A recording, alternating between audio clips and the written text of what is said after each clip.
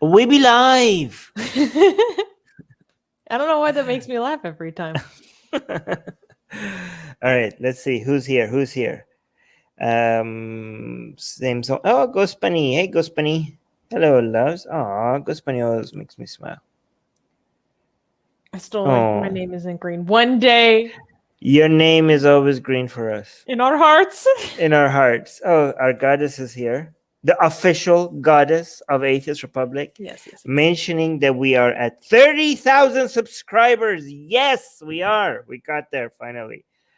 Thank you for noticing, Katie. Wait, is that my audio? Yes, I'm going to turn off this audio. Great. All right, so what are we talking about today? Well, the title says it all. Should Iran be sanctioned? And we're also talking a little bit about Rohollah Zam. Wait, no, you're getting way ahead of yourself. Ahead of yourself. I'm just excited. We're going to talk about whether or not Iran should be sanctioned.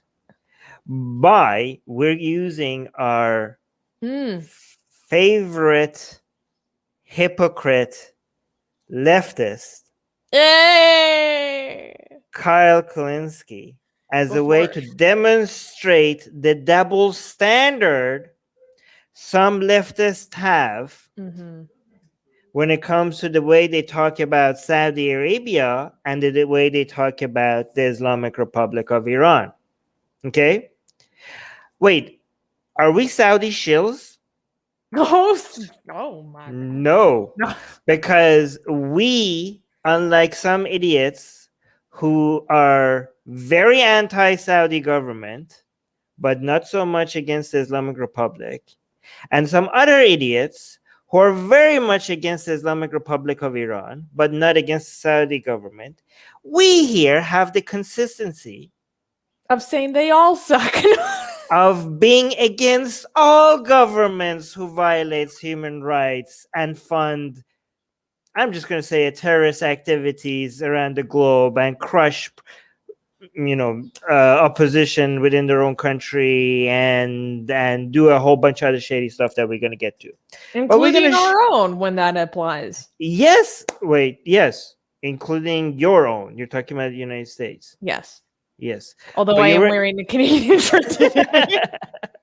Actually, including our own, because I have called out Canada. Yeah. For now being the Canadian government. No longer. Yeah. I've called out the Canadian government for arms sales to Saudi Arabia as well, right? But we're going to show you guys that we're going to use Kyle Kulinski and show you how hypocritical he is when it comes to Saudi. We're going to show you that if you are, for any reason, again, in favor of putting pressure on Saudi Arabia for the shit that they do, then based on those same standards, you should also be against the Islamic Republic of Iran. Based on the same standards. You don't even have to go any further, okay? Exact same standards, okay? We're going to make a list, okay? We're going to make a list of the things. I think we have around 5, if I remember correct. I think I have around 5 different things for us to compare the way Kyle talks about Saudi Arabia, and then same issues, we're going to look at Iran and see what Iran does on the same issue, how Iran behaves on the same issue. And the way Kyle talks about Iran and the way Kyle talks about Saudi Arabia, and see if there's a double standard here, okay? I'm ready.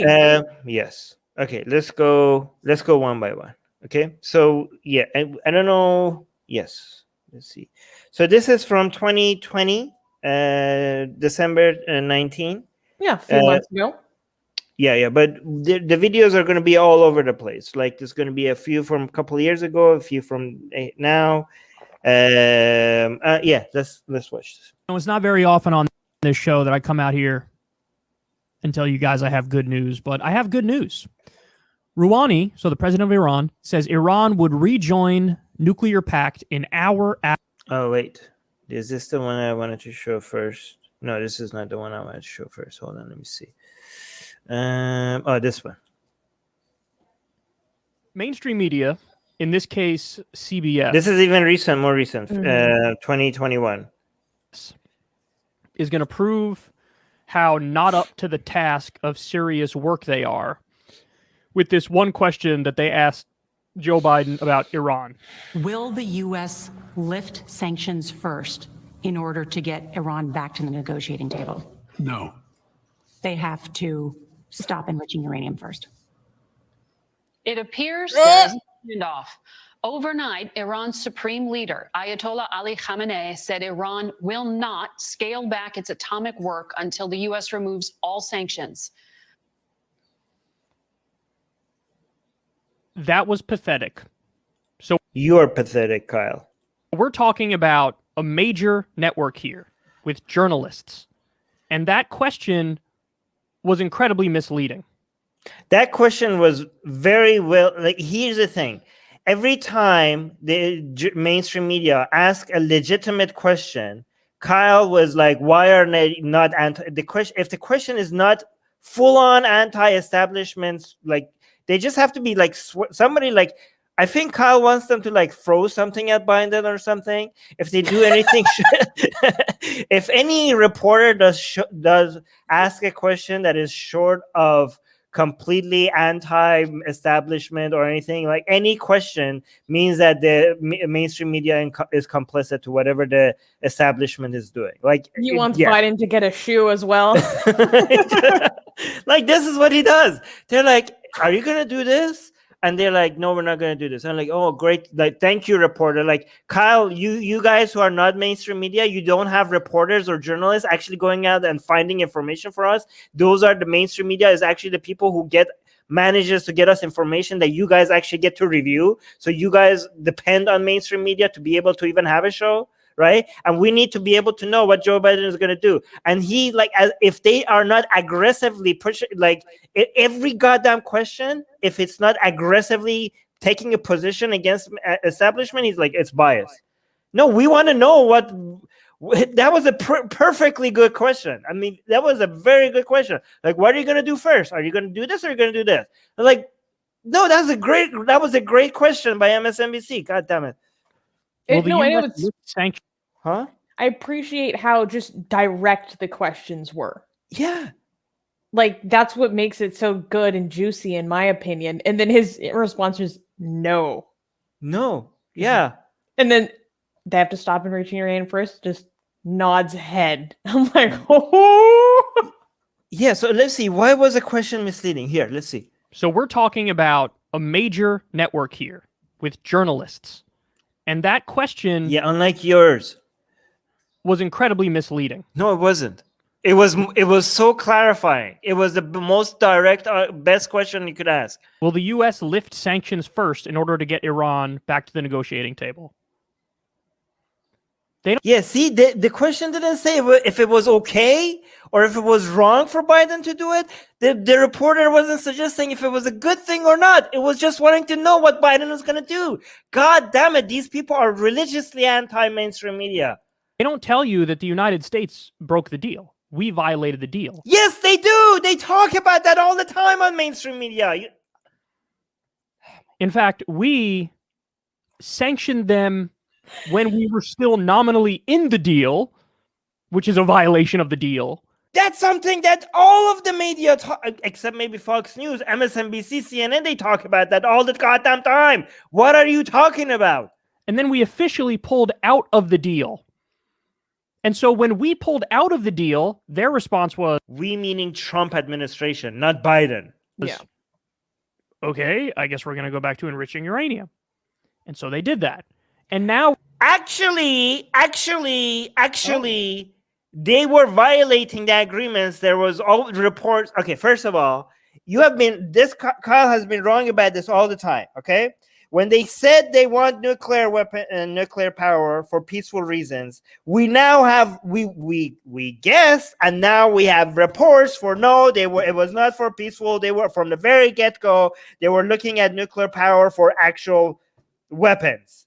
From the very get-go, like, how could we get this stuff on missiles? From the very goddamn beginning. And the CIA knew that, Mossad knew that, they didn't show the information, but now we know that they already knew that from the beginning. Okay, first thing first. Second of all, even when they were supposed to be within that, when the deal was going through under Obama, and they were supposed to be complying by these agreements, now we have reports that we have uranium enrichment, we have like radioactive stuff way outside of the places that they were allowed to have any of this stuff. So, and people were suspecting that they're not abiding by the deals, and now we have reports that they're not abiding by the deal. Thirdly, yes, Trump pulling out of the deal was an embarrassment for United States. It was a signal to the world that United States as a country, country cannot be taken seriously when it comes to abiding by deals, blah, blah, blah, blah, blah, right? So that damage by the Trump administration was already done. Biden now could take advantage of the new position that the United States is in because it's not doing extra damage, okay? Here's the thing. When it comes to now pressuring the Islamic Republic, if you want to go back to a deal like that, you could pressure the Islamic Republic of Iran to get more than what you had before, given what the damage that Trump has done. Yeah, the damage is there. You can't get that back. The damage to the reputation of the United States because of pulling out of that deal, you can't get that back. So you might as well make the most out of the hand that Trump has left for you, right? You might as well pressure is Iran more, and you're like, oh, it's unfair. Who gives a crap that it's unfair? It's the Islamic Republic of goddamn Iran. And now you actually have other European countries. Here's the problem with what Trump did. They did it on their own. They pulled out of the deal on their own, made United States isolated, made Europeans go one way and the United States go another way. You're not showing unity against countries like Islamic Republic of Iran. But now you have the Europeans on the same side. They also want more pressure. Here's the thing. There were some problems with the deal that Obama did, okay? But the problems were supposed to be there. There are the deal that Obama got from Iran had many problems, but it was the best Obama could get. Okay, it was the best. There were so many things that Iran was getting away with that deal. It was a horrible deal in some situations, but it was still a great deal because it was the most you could pressure them to go. But now that the Islamic Republic is more desperate, now that we have evidence that first of all, they were not abiding by some things in the deal. Now that we know that the deal was not good enough to stop Iran from, because we thought, hey, if we remove sanctions, blah blah blah, they're going to invest on their people, and maybe like there will be better relationships with other countries. They're going to be trade. We said no, it didn't do that. They took the money instead of investing it on their own people. They invested in doing like some crazy shit in Iraq and Lebanon and Syria. They wanted to export the Islamic Republic outside of the borders and do their own terrorist activities around the goddamn planet. That's what they used the money for. So yes, that deal at that time was the best Obama could get. But now that we have evidence that we could get more out of them, you might as well, now that we're out of that deal, now that you have Europeans allying, being on the same side of this, like pressuring Iran to get more out of the deal, you might as well ask for goddamn more. You might as well ask for more. Wait. Dirty Dancer is saying this show is basically just Susanna turning Armin loose for an hour. Yes, and I'm here for it. All right, let's watch the rest. We're saying, all right, look, I know that we violated the deal, and I know that we pulled out of the deal. It's not we, you idiot. It was the Trump administration, okay? It's not the Biden administration. It's not we. It's the Biden administration. Like, you could be like, it wasn't us. It was that idiot, okay? But now that we're out of the deal, if we want to go back to the deal, we might as well, like, it shouldn't be just nuclear. It should be like, first of all, you're going to stop enriching stuff. Second of all, your human rights is crap. We're not going to go back to the deal. By the way, Biden is not going to put this much pressure. But if it was me, I would put even more pressure on Biden. He should be like, no more long-range missiles. Okay, not just nuclear. No more all this fuckery that you're doing in Iraq and Lebanon and Syria and Yemen. That shit has to stop yesterday. no more long-range missiles, and your human rights record is shit. You need to stop that, and also no more sunset clause. None of that. Okay, that's all of that, and anything. And guess what? You have to do all of that first before we even look at coming back into the deal. All right, and no, we're not going to come back. That's, by the way, that's a more aggressive sense. I would have had them, but at least at least the Europeans and Biden is now looking at getting more than just, stopping them from enriching uranium, right? But what I'm suggesting is even more than I think they're going to push for. But it should be that. It should be all of that. Deal. But you need to start abiding by it first now before we start abiding by it. Why would they do that? Because they have to. Because they're desperate. Why would they? Because they're desperate. Because you should put them in a corner and they have nothing else they can do. Is it unfair to the Islamic Republic of Iran? Yeah, that's why it's great. It should be unfair. It's the Republic of Islamic of fucking Iran. It should be unfair. It should be unfair to an evil regime. You should be unfair to an evil regime. Like, oh my God. We're just going to play buddy-buddy with a theocratic authoritarian fascist. It was us that pulled out of the deal, so we should go in first. It's only fair. Who gives a shit? If they're desperate, you push them for more. We quite literally proved to them in no uncertain terms that a deal with us is not worth the paper it's written on. Well, you know what deal? The deal with them was also not worth the paper that was written on. That's okay. So, by the way, that was Trump. Trump is gone. Okay, Biden is not Trump. A deal with Trump is not worth the paper that was written on. But guess what? United States government has changed. Iran's government does not change. The elections in Iran are a fraud. It's just the supreme leader that controls everything. And guess what? Signing an agreement with them, they show that they cheat. They show that even though they said that the nuclear power was for peaceful reasons, it's actually not. They show that they were enriching uranium in places that they shouldn't have been, even when they were under the deal. And guess what? That regime does not change. That regime does not change because that regime is always the supreme leader that stays the same from one election to another. So even at least with the United States, at least now you have a new regime that maybe you could sign an agreement that be more valuable than Trump. But with Iran, it's still the same dude. We proved that. Didn't Kyle say that Iran has democracy? Yeah, non-ironically. Yeah, he said that. He's an idiot. That's crazy. Yeah. We couldn't make it more clear. We basically screamed it through a megaphone. Do not trust us under any circumstance. So we did that, and now we expect them to get back in the deal that we violated for us to then maybe get back in the deal? I mean, honestly, it's pathetic, and it's a sick joke. You're a joke. A media that wasn't insane would explain everything that I just explained to you. They have. But the media, it has a giant pro-establishment bias. Oh my God. And so that question... I can't stand progressives like this, man. Being hawkish is correct. Being hawkish is right. The lady just asked Biden, hey, are you gonna go? Are you guys gonna pull out the deal? Or you go back to the deal first? Or are you going to wait for them to go to... that's the question. And his take is that means that they want Biden to be hawkish. They just asked a clarifying question, you idiot. No, this is right. This is kind of like how Ben Shapiro, any topic randomly comes back to the Democrats and the liberals are coming for your grandma.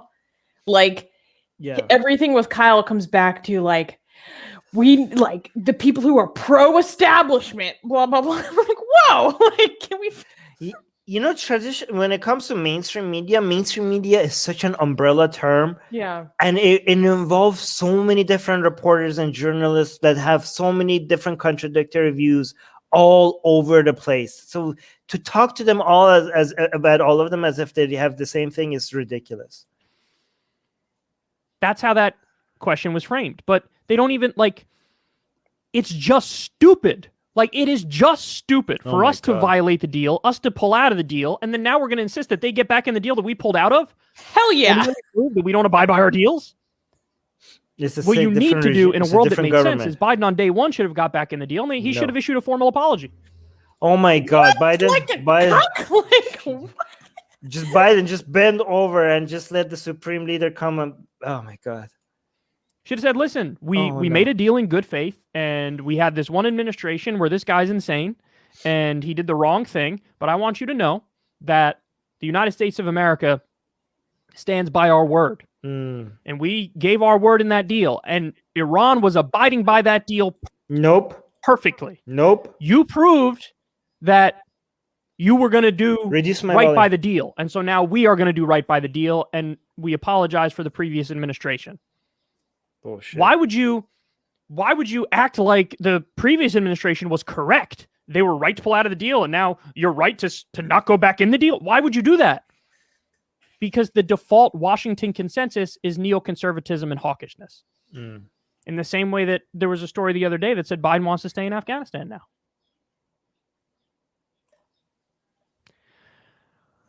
I mean, it's pathetic. It really is pathetic. Is he just going to repeat himself? This was Yeah. the I'm just going to go to the next video. All right, so this is a video from 2016, okay? whoa. This is about Saudi Arabia. Let's watch this really fast. He looks like such a baby. Oh. 28 redacted pages in the 9/11 Wait. report. The famous 28 redacted pages in the 9/11 report have finally been released. And it pretty much says what we thought it said. So Benjamin Norton reports here.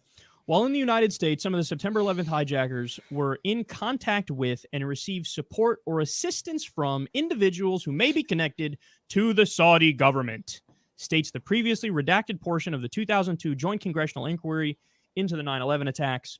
FBI and CIA documents disclose that while some of the September 11th hijackers were in the U.S., they likely had contact with Saudi intelligence officers, the pages reveal. The declassified document also shows that the intelligence community had information, quote, indicating that individuals associated with the Saudi government in the United States may have other ties to Al-Qaeda and other terrorist groups. Hmm. Allow me to say www.duh.net. Hmm. I had to throw a net in there. I've done Cringe. .com. before. No, it's okay. Every once in a while. But- Yeah. We've been saying this all along. Others have been saying it all along.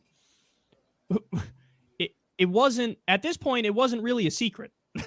It was just, when is the U.S. government going to fucking admit it? Because when the U.S. government admits it, I mean, if you're being logical and if you actually give a shit about the people in your country who were massacred, what are you going to do? Mm. You have to do something when Okay, so you have to do something against Saudi Arabia when you have evidence that there are some, and so there are some people within the government. By the way, I agree with this. Okay, you have, okay, it wasn't just some, some princes, some rich people in Saudi Arabia that had ties to 9/11 attacks that were independent from the government. This goes really high up. The people who were had ties to this attack. Okay, like, yeah. So Kyle is rightfully here. Is like, what are you gonna do about that? once you admit the problem, Mhm. right? Mm-hmm. And they're admitting it. Okay, I agree. Yeah, that people over there who we think are our top allies and blah blah blah blah blah. Kind of guilty. Now, by the way, it's not like official Saudi government policy, but they're saying that individuals within the Saudi government, yes. Okay, so here's the thing. Even though if it's not in Saudi government officially, but there's some individuals within the Saudi government. Okay, remember this, because there's this other government. There's this other government that we're gonna get to. That is actually the official position of the government. Okay, it's not individuals within the government. It's the official position of the entire goddamn government. Okay, we'll see. We'll get there. I think I'm getting a little foreshadowing. Yes, we'll see. Funded people, fund Al Qaeda probably to this day, made plans for them, so on and so forth.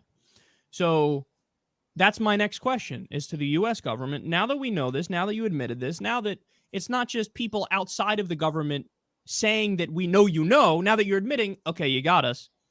What are you going to do? What are you going to do? What are you going to do? What are you I mean, gonna think do? about the fact that the Bush... By the way, I'm agreeing with this. We're not. Here's everything. Here's the thing. Every time Kyle talks about Saudi Arabia, we're not actually calling that out. Those are the things that we agree with, right? We just wish he had the same position on Iran, right?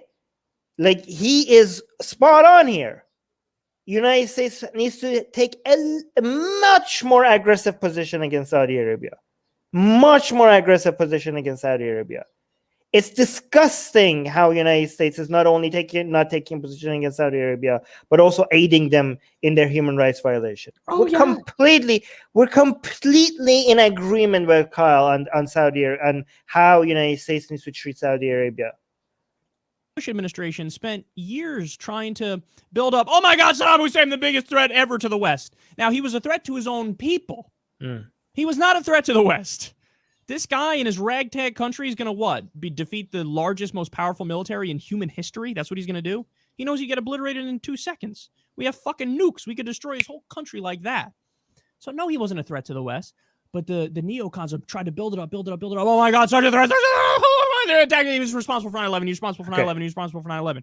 Total bullshit. He wasn't. He wasn't responsible for 9/11. Well, now they're saying factions within the Saudi government. Yes, responsible for 9/11.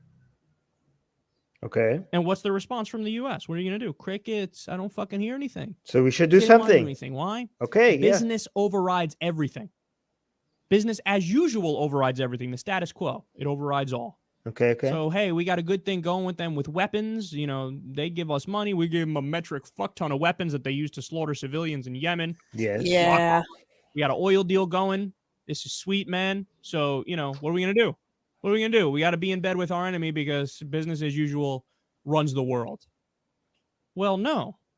How about no? Yes. How about no? Now that we know that, I mean, it would be borderline treasonous not to do something. Yes. Now, I'm not like the idiot right-wingers, so I'm not saying you invade Saudi Arabia. No. That would be a horrible idea. True. Terrible idea. True. I mean, seriously, really, really bad idea. But should there be economic consequences? Susie, should there be economic consequences? I agree. There should be economic It's consequences. starting to sound kind of tasty. Should we try to untangle our super duper duper tight relationship with them and do a Yes. realignment? Ooh, I'm liking Yes, the yeah. sound of that. I'm liking the sound of that. It sounds like what Biden is doing right now, actually. Maybe. Hopefully. If you Hopefully. say no to that, you are the biggest appeaser maybe ever. Yes, I agree, Kyle. If based on the same standards, if you say no to putting pressure on Islamic Republic of Iran, based on the same standards on Iran, you're the biggest appeaser ever. Based on your own fucking standards, Kyle, you're the biggest appeaser. You're doing Islamic Republic of Iran propaganda without even being paid by them. You're the best investment these idiots have on U.S. soil. Look at least- the face he's making. He's like, yeah, I nailed it, didn't I? No, he did though. He Yeah. did though. He does nail it when it comes to Saudi Arabia. But based on his own standards, he's such an appeaser for the Islamic Republic. Let me give you some more facts on this so you see just how big of a problem this is. Quote, the Western-backed Saudi regime has also spent an estimated... All right, let's go. Actually, so fair point. You're right, Kyle. Let's see if Iran has done anything, that might make it justify United States putting pressure on them, right? When it comes, because you said there are elements within the Saudi government that were tied to the 9/11 attacks, and that makes it justifiable for United States to put economic pressure on Saudi Arabia. And anybody that doesn't see that is an idiot who's the biggest appeaser or whatever. Okay, so let's look at. You know where this is, Susie? You know where this is heading. I know exactly where this is heading. You know where this is heading. I know right? who this guy is. Yes. Okay, let's watch this. Iranian spy Asadullah Assadi has been sentenced to 20 years in a Belgian prison. Wait, how do I make this? Yeah, I don't know. after being convicted of a bomb plot. It was the first time an Iranian official had faced such charges in the EU since the Iranian Revolution in 1979. I don't know how more people are talking 49-year-old about this. Asadi. What? I don't know how this isn't bigger news. I don't understand how this is. Yes, you're so right.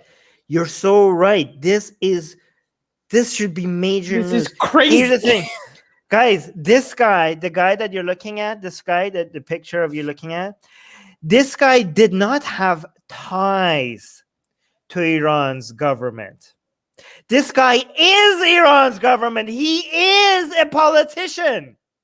Like, this is not, this was officially an Iranian politician Diplomat. who carried an explosive to bomb a place in Paris. Where, Susie, at this event, were there Americans at this event? Yes. It wasn't just Americans, it was American politicians at this event. Yes. Guys, it doesn't get more crazy than this, okay? This guy, who is not like a hired mercenary or whatever by the Islamic Republic of Iran's government, this guy is he himself a politician. He himself, with his own hands, was carrying explosive in Europe, gave it to a couple to go, he himself being in Europe, gave it to a couple to do a massive explosion in Paris at an event where hundreds of people were there, innocent people, civilians, okay? And American politicians were there as well. Not just American citizens, politicians. And This is recent, guys. He's such a member of the government to the extent that they are using his diplomatic immunity to help him avoid prosecution. Yes, guys, this guy is so much Iranian government. Susie is hitting all the points. That Iran is like, you can't put this guy in jail. He should have diplomatic immunity. Diplomatic immunity. He was carrying explosive to bomb an event, and the government is like, but he was a diplomat. You can't prosecute him. I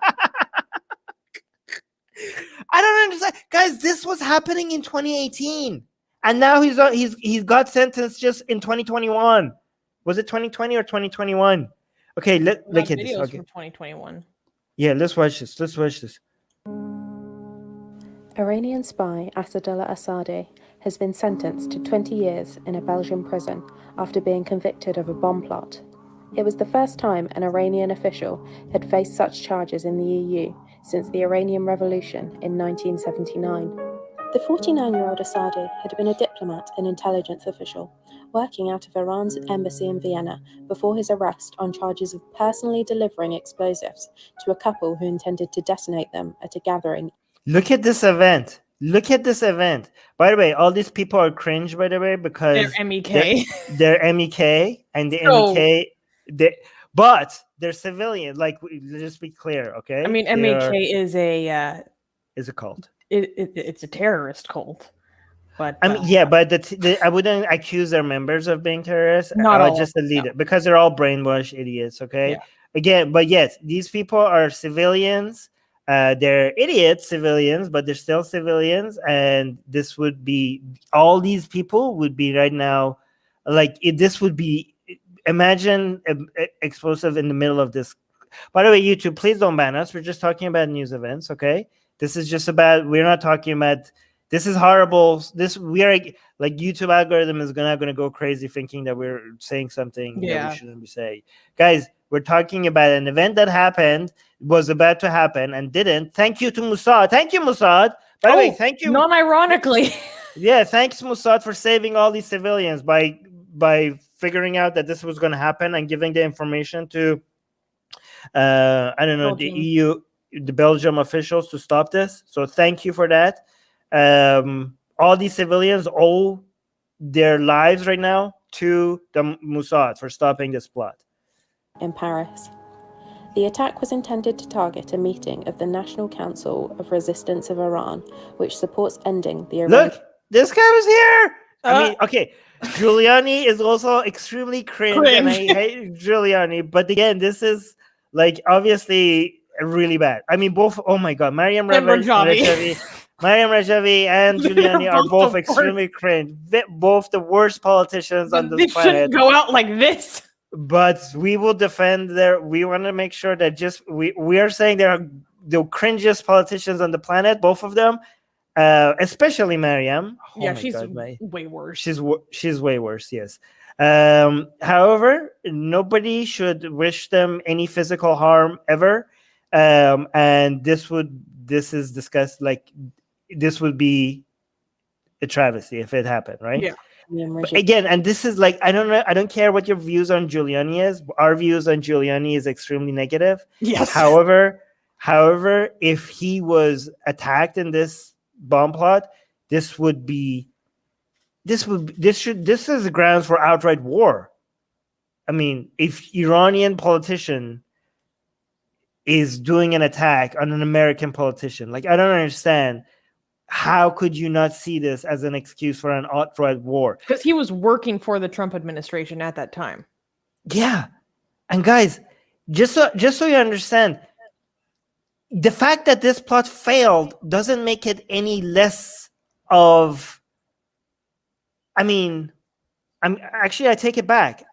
This should already be excuse for like, if I don't want this to happen, but United States could have justifiably said that, guys, this was a failed attempt, but just because it failed, it doesn't mean that they didn't try.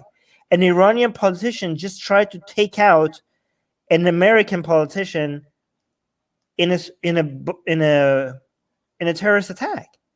Well, and I what? think one point that we're not hitting is that one of the reasons that makes this the most significant is that this is an Iranian citizen doing it, let alone an Iranian diplomat. Yes, because a the lot regime is very careful to use proxies, yes, so that you cannot. It's harder to pin them on their acts of war. Yes. Actually, Susie, you're making some very good points, because when it comes to Iran's support for terrorist activity, it's astronomical. But often it's usually through proxies by people who are not Iranian citizens themselves. They're Shias, they're proxies of the Islamic Republic of Iran, but just so that there's some plausible deniability, Iran uses non-citizens of Iran. But this attack was not only an Iranian citizen, it was an Iranian politician. It doesn't get more explicit than this. Yeah. It doesn't get more explicit than this. I mean, imagine if one of the 9/11 attackers was a Saudi diplomat, okay, himself. Kyle would lose his mind over that, right? Rightfully so. Rightfully so. Emails, phone messages, and testimony secured by Belgian investigators suggest Assadi was an intelligence operative who received information and paid sources. He groomed new agents, including those who would go on to be convicted in the same bomb plot. In June 2018, Assadi brought more than 0.5 kilogram of explosives to Europe on a commercial flight from Iran. Oh my God. Then more than 1,000 kilometers on diplomatic plates Yep. from Austria to Luxembourg, where he handed the bomb to accomplices at a Pizza Hut restaurant, all while he was ostensibly on a family holiday. Days later, police caught up with him. Kate, there's Toka is saying something very interesting. Saying there's a saying the Ayatollahs will fight the United States to the last Arab. Yes, they don't even use their own. They don't even use Iranians. They use oh my God. Oh, actually, and Afghans and I was going to talk about those Afghani children. And Afghani children. Yeah. At a service station in Germany, in the wake of the failed bombing attempt and a joint investigation by French, German, and Belgian police. Though he attempted to claim diplomatic immunity, Assadi was handed over to Belgian authorities after a court ruled that his immunity did not apply while he was outside Austria and not on official duties. Oh, I don't understand. His immunity would have applied if he was in Austria. Like, I don't understand. That's crazy. So this is or crazy. not So, on family holiday. So he's saying that people are. So he tried to like, guys, I know I had the explosive and I tried to take out a whole bunch of civilians and American politicians, but I have diplomatic immunity. And the response to that is not get the fuck out of here. You almost tried to do a terrorist attack. That the response is like, well, your diplomatic immunity would have applied if you were actually doing your job, if you were actually not on a holiday. And if you were inside these kind of in these borders. Like, wait a minute, like, is that how diplomatic immunity works? Like, he would have gotten scot-free if he was like doing a terrorist attack, and yet he was like, if it was like, hey, I'm a like, that actually works? I don't understand. Diplomatic immunity is insane then. He attempted to Get better lawyers to sketch this out ahead of time. Yeah, hold on, listen. Asadi was handed over to Belgian authorities after a court ruled that his immunity did not apply while he was outside Austria and not on official duty. So if he was inside Austria and if he wasn't on outside of his official duties, like if he was doing actually politics work at the same time, you could actually, as a diplomat, you could carry out a terrorist attack because you're inside the country's borders and you're also doing some politics on the side, and nobody could charge you because you have diplomatic immunity. This seems like this is a crazy loophole. During his interrogation, Asadi suggested terror groups in multiple countries across the Middle East were ready to launch new attacks on Western soil if Belgium did not support them by setting him free. Asadi has not quietly accepted his fate, refusing to attend court to hear the verdict handed down. He has also repeatedly tried to invoke his right to diplomatic immunity. Amazing. His lawyers say he is... Oh my God, the audacity. Like, I know that, look at it. I know. I mean, nobody could deny the evidence that I was doing. By the way, guys, the evidence is amazingly undeniable. And he's not, even his lawyers, they're not saying he didn't do it, right? They're not saying like, yeah, I know, guys. I know I tried to take out a whole bunch of civilians in Paris, but I mean, I'm a diplomat. That is his defense. Planning to appeal the conviction, meaning the saga could continue for months or years to come. Amazing. So, okay, I have some other videos to play on this, but I'm going to go to the next point. Okay, so we do one point. Kyle was mentioning Saudi Arabia, saying that we need to have economic pressure because of that. So we saw the comparison when it comes to Iran. Based on the same standards, Iran should get a lot of economic pressure. Okay. Why did you have to pull up the Young Turks? So the next standard. Okay, come on. The next standard. Oh no. Okay. Hold on. The next standard is going to be Jamal Khashoggi. But before we go to the next standard, I'm going to go to the washroom. You take care of our audience. I'll be right back. I need to pee too. Should we go at the same time? No, me first, because I said it first. I'll go first and then you go. Okay. Let's see what's in the live chat.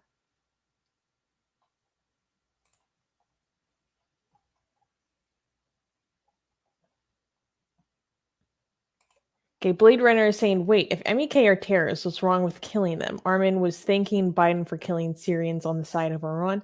Well, I think a very important difference is the fact that they're not militias.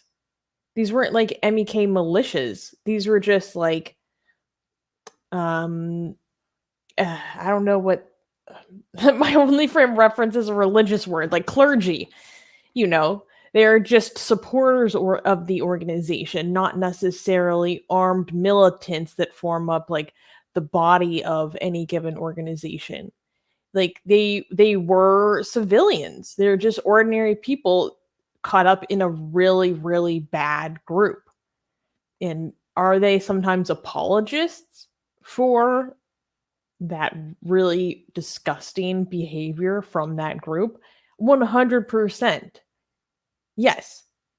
Just because someone is an apologist or even a supporter of like, but they're a civilian of a terrorist group, like that doesn't, it's not the same as being an armed militia officially backed by Iran, like in Syria and like an arms depot. right?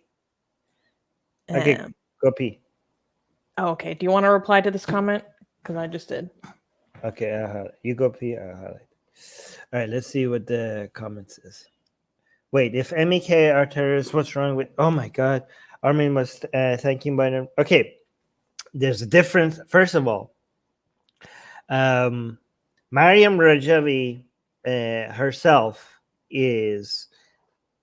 might be considered a terrorist, right? But not the brainwashed members. Not every single one of the people. In fact, not the majority of the members are not. Like, this is the way you're looking at it. It would be you're justifying killing a whole bunch of civilians at the same time. These are people that are not taking part in the craziest MEK operations. And in fact, the vast majority of them are not even aware of the craziest. They're still stupid for believing MEK propaganda, but they're not involved in that act. And even when it comes to MEK itself, the only way it's justified for you to take out, even if the leaders, I think the only way that is justified for you to take them out is that they are involved in an act that could put innocent people in danger at that time, right? So even with MEK right now, if they are, I don't justify taking out the leaders because they have stopped doing operations like that they were doing, that they have done like many years ago, right? But if they should still be, I think they should still, someone like Mariam Rajavi should still be arrested and put on trial and put to prison. But you should never take out somebody unless that is how you need to do that to save a whole bunch of civilians. And given Mariam Rajavi is not even in the country, that they don't have, like, even if she was in the process of doing something like that, given that she's in a Western country, she could just be arrested and put to jail and save a whole bunch of civilians, right? So you're comparing them to taking out Syrians that were part of Hashishabi, or Fakhrizadeh, for example, or Qasim Soleimani. These are people that you can't just go. They're not like, if they were in Paris, I would say like like Mariam Rajavi. Then even if Qasim Soleimani was in Paris, I wouldn't say like, oh, take him out. I would be like, why would you take him out? Just go arrest him and put him in jail. I'll put him on a human rights tribunal or something like that, right? But if you can't do that, and taking them out could save a whole bunch of people, then in that situation, I would say take them out. Anyways, should we go back to? Yeah, let's get into it. Where were we? Okay, we were here. All right, so first standard, we looked at the first standard when it comes to, by the way, when it comes to putting sanctions on Iran, we are even not looking at whether, so the main thing people think about is the nuclear weapons, right? Whether, or nuclear deal, or whether we should be sanctioning Iran because they might get a nuclear weapon or not. Okay, that's the main thing people think about, right? But we are doing a comparison to Saudi Arabia, and we are saying that even though we now have evidence that Iran, as we expected, wanted to have not nuclear power for peaceful reasons, but for military reasons from the very get-go, even though we now know that Iran was not abiding by the deal, even though Kyle keeps saying so, they weren't. We have evidence for that. Even though we show that this whole nuclear deal was not really effective at making Iran's government do its exporting of the Islamic Revolution ideology and its radical terrorist activities outside of its borders. It didn't stop them from doing that. And the removing of the sanction did not end in investment in the people and better trade agreements and better relationships. Even though that could be an argument for why the sanctions are justifiable, we're going to put all that nuclear deal aside, and we're just going to be like, even if Iran didn't even have any nuclear ambitions, even if none of that was an issue, just by a comparison to Saudi Arabia, and people who justify economic pressure on Saudi Arabia without the nuclear ambitions, just based on human rights record, based on their supports for terrorist activity, and based on what they do to journalists, we could show that if you think any country is that justifies sanctions and economic pressure and ending relationships with any country, then that would justify doing the same thing to the Islamic Republic of Iran. So we did the first one. The first one was terrorist activities. Now we're on the second one, which is Jamal Khashoggi, right? Yes. So now we're here. Let's see. The Damage Report is a podcast on iTunes and Android, and you can watch the live show every weekday on YouTube TV. In the middle between last week's absolutely horrendous news, political violence, all of that, and the upcoming midterms in just a few days. And joining us now on the show to help break it down, Kyle Kulinski. Kyle, welcome. Hey, thanks for having me, John. I appreciate it. Excited to have you on. So you are the host of the Kyle Kulinski Show. Is perfectly suited for you, the Kyle Kulinski Show. I'd say so. We're very glad to have you here, and there's a lot I want to talk to you about. Hopefully, we'll be able to fit it all in. First, though, I saw that Istanbul had released an update on the murder of Jamal Khashoggi. He apparently was strangled almost immediately. Now we're finding out after entering the Saudi consulate, and dismembered shortly thereafter. Although they haven't still found the body. What are your thoughts about this developing story and the lack of any real U.S. response to what happened? I think it's sad and predictable, but I also think that there should be a robust and clear response from the Democrats and from, honestly, the rest of the developed world, because it's simply unacceptable. If we allow Saudi Arabia to get away with this, there's nothing that they can't get away with. I mean, they just killed a journalist. And I completely agree. The United States and the rest of the civilized world need to put pressure on Saudi Arabia. I mean, if you let them get away with this, they just killed a journalist. Susie, they just killed a journalist. And there needs to be a response. There needs to be pressure. Embalming him when he was still alive. Oh my God, we have a positive prophet here. Yay! Hey! Hi. All right, so I completely agree with this. There needs to be so much pressure by United States and the rest of civilized world on Saudi Arabia for killing a journalist. This is completely agree with Kyle. Completely agree with Kyle here, okay? So let's just keep the standards here, okay? And what I would do if I was in charge is, first of all, immediately cut off the $100 billion weapons deal with them. I would put economic pressure on them. Susie, did you hear that? He Yes. just said he would put economic pressure on them. Yes, he did. Okay, so killing journalists by a government justifies putting economic pressures on the country. Let's remember that standard. Okay. By the way, this idiot here, hold on, let me show you this idiot. He thinks we're doing whataboutism. You don't understand whataboutism, you idiot. This is consistent standards. Okay. Whataboutism, you moron, means that you're saying, like, you say somebody else makes a mistake.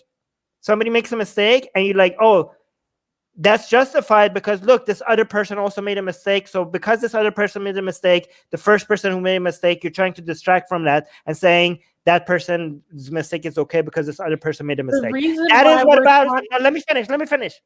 That is whataboutism. You idiot. Whataboutism is not this person made a mistake and this person made a mistake. So if this is wrong, this is also wrong. That is, if you say they are both wrong, that is not whataboutism, you fucking moron. That is consistency. That is having consistent standards, you fucking idiot. It's about laying the groundwork, setting the foundation of what someone's standard is, and then saying, okay, let's apply that standard over here. Right. And see if you're consistent about it or not. Right. So yeah, if you say A did something wrong, we're setting the foundation here. Let's go. Yeah, let me dumb it down for the morons in the back, okay? If you say A did something wrong, but hey, B also did something wrong, so it's okay that A did something wrong. That is whataboutism. But if you say A did something wrong, and that's wrong, and oh, based on this standard, B did the same thing, so that's also wrong, that is not whataboutism. Do you understand, you idiot? All right. To clean up their human rights record. And we don't see that happening because, well, one of the reasons I would say is Donald Trump took about $300,000 from top Saudi officials so that they could stay at his hotel. And this is why there's... Anyways, I just wanted to show that part that he said there needs to be economic pressure on Saudi Arabia because they killed a journalist. Okay, let's apply the same goddamn standard and let's go now. But no, it's not quite the same standard. I know it gets worse. It gets worse. It gets worse. But you're getting ahead. I know. But let's first.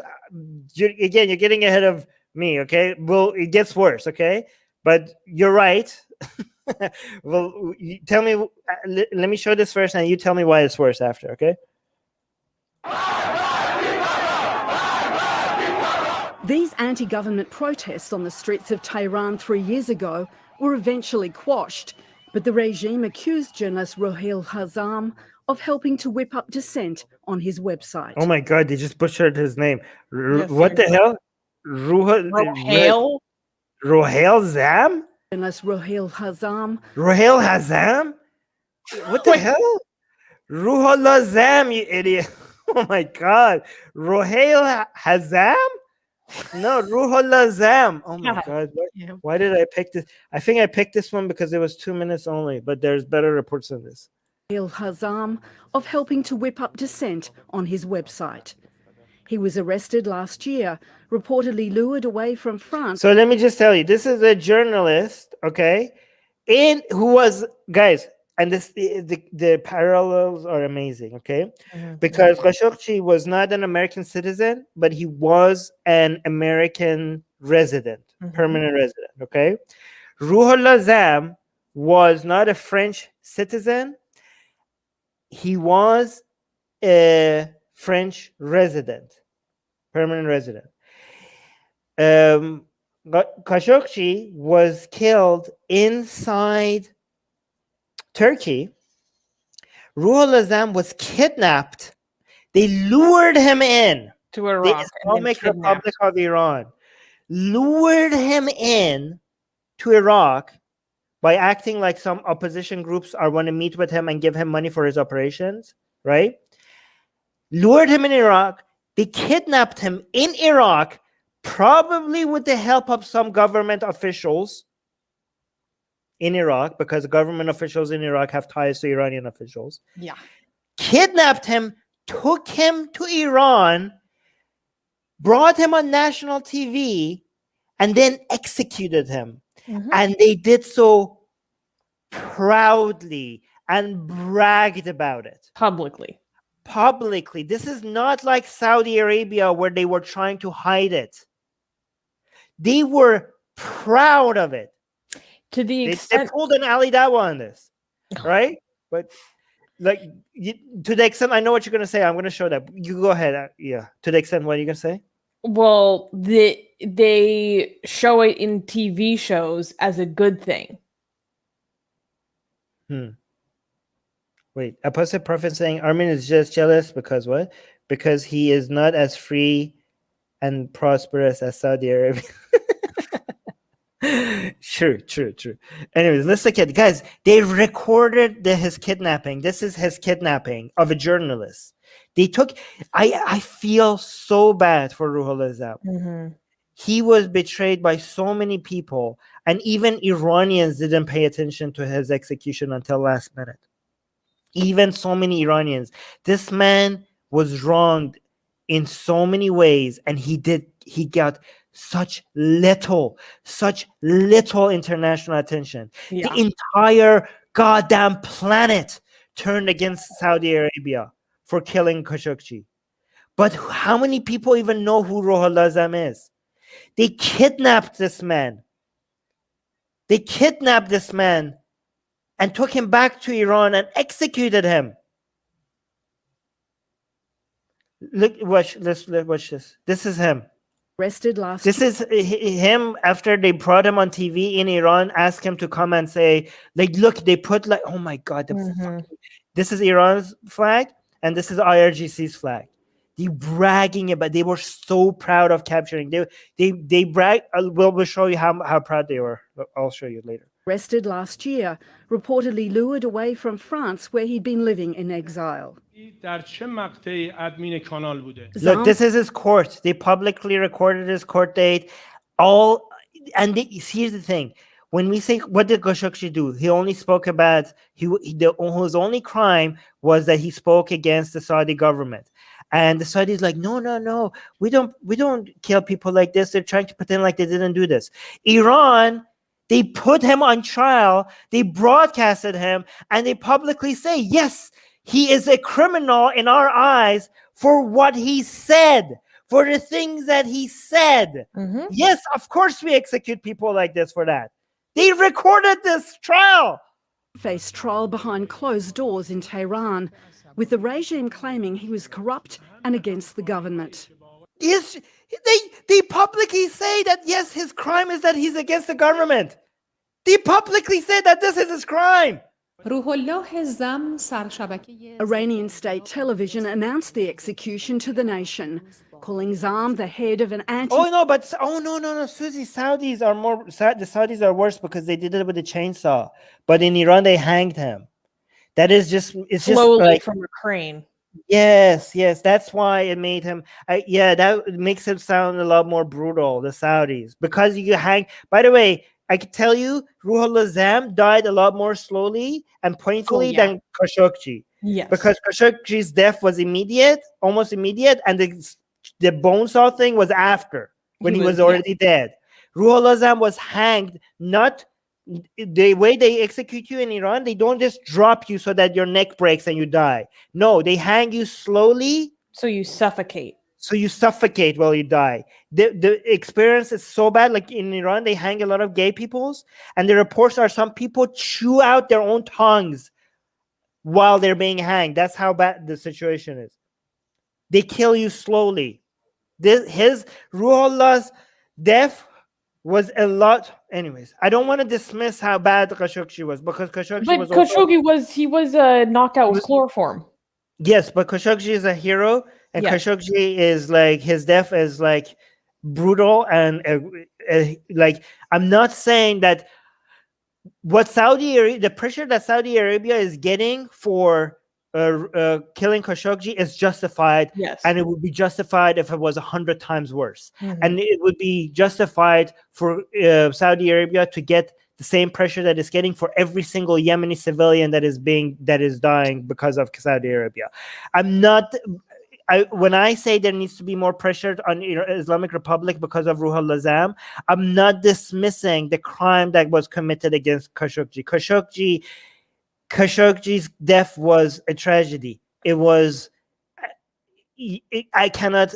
There's no way to exaggerate how horrible that was. Okay, so I'm hoping that when I'm saying that Rohollah Zam's death needs to get more attention, I hope nobody sees that as a dismissal as what happened to Khashoggi. Okay. Revolutionary website. His supporters say he was forced to make a confession. Saudi Arabia and the United Arab Emirates asked me to work with them against Iran's regime. They also offered me good money. The International Federation of Journalists says Zam's execution sends a chilling message to anyone wanting to speak out. It's just shocking, absolutely hideous. The reality is... This is a lie. Blade, I know the details about this. It's saying Zam was teaching how to make Molotovs and was pushing for protesters to kill people on his channel. That is bullshit. What happened was, before he even was in charge of that outlet, one of their people made a post on their social media account about that, and they immediately got rid of him. It was not Rohollah Zam that posted that. One of their people who worked for an organization that Rohollah Zam started made a post, and they immediately took it came out and took a position against it. That was not Rohollah Zam himself. That was a social media outlet of an organization that Rohollah Zam started. There's no such thing that Zam said himself directly. That is absolute horseshit. Even the Islamic Republic of Iran admits that that wasn't Zam himself. They even broadcasted that on their own national TV. So don't spread bullshit here. That this man has Even if he did, which he didn't, this is like kidnapping of somebody. I would like, for example, Mariam Rajavi herself has called out for, first of all, he did not do that, okay? But I'm not suggesting that if he did do that, I would be calling out for his execution and kidnapping like this. I would be much more against him, but he didn't do that. been executed for telling the truth.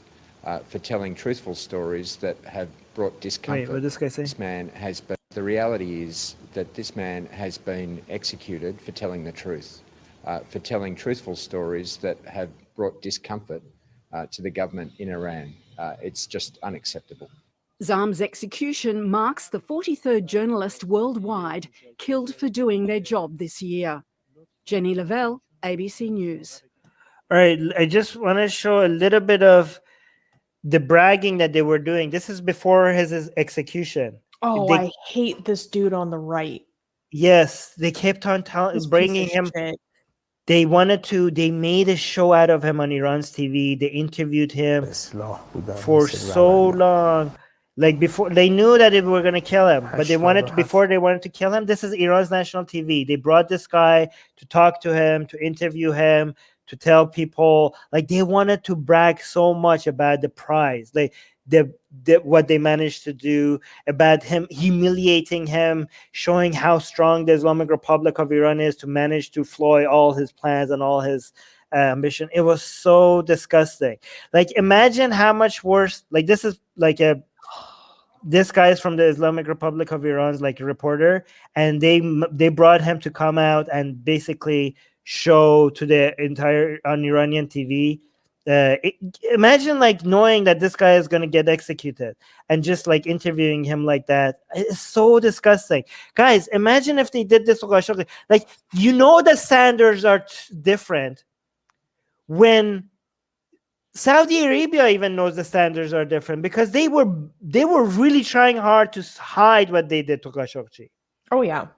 But look, Iran was like, yeah, before we execute this guy, let's just like interview him on TV, brag about how we kidnapped him. No shame.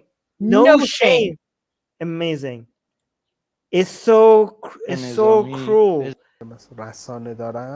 And guys, this guy was so brave. I mean, he the way he talks and the way that he sometimes keeps some of his, like even in the face of death, he's like not saying that he regrets everything. I wish I could translate this entire interview for you guys. I'm amazed that there's no translation of this interview yet. Somebody needs to like subtitle this interview.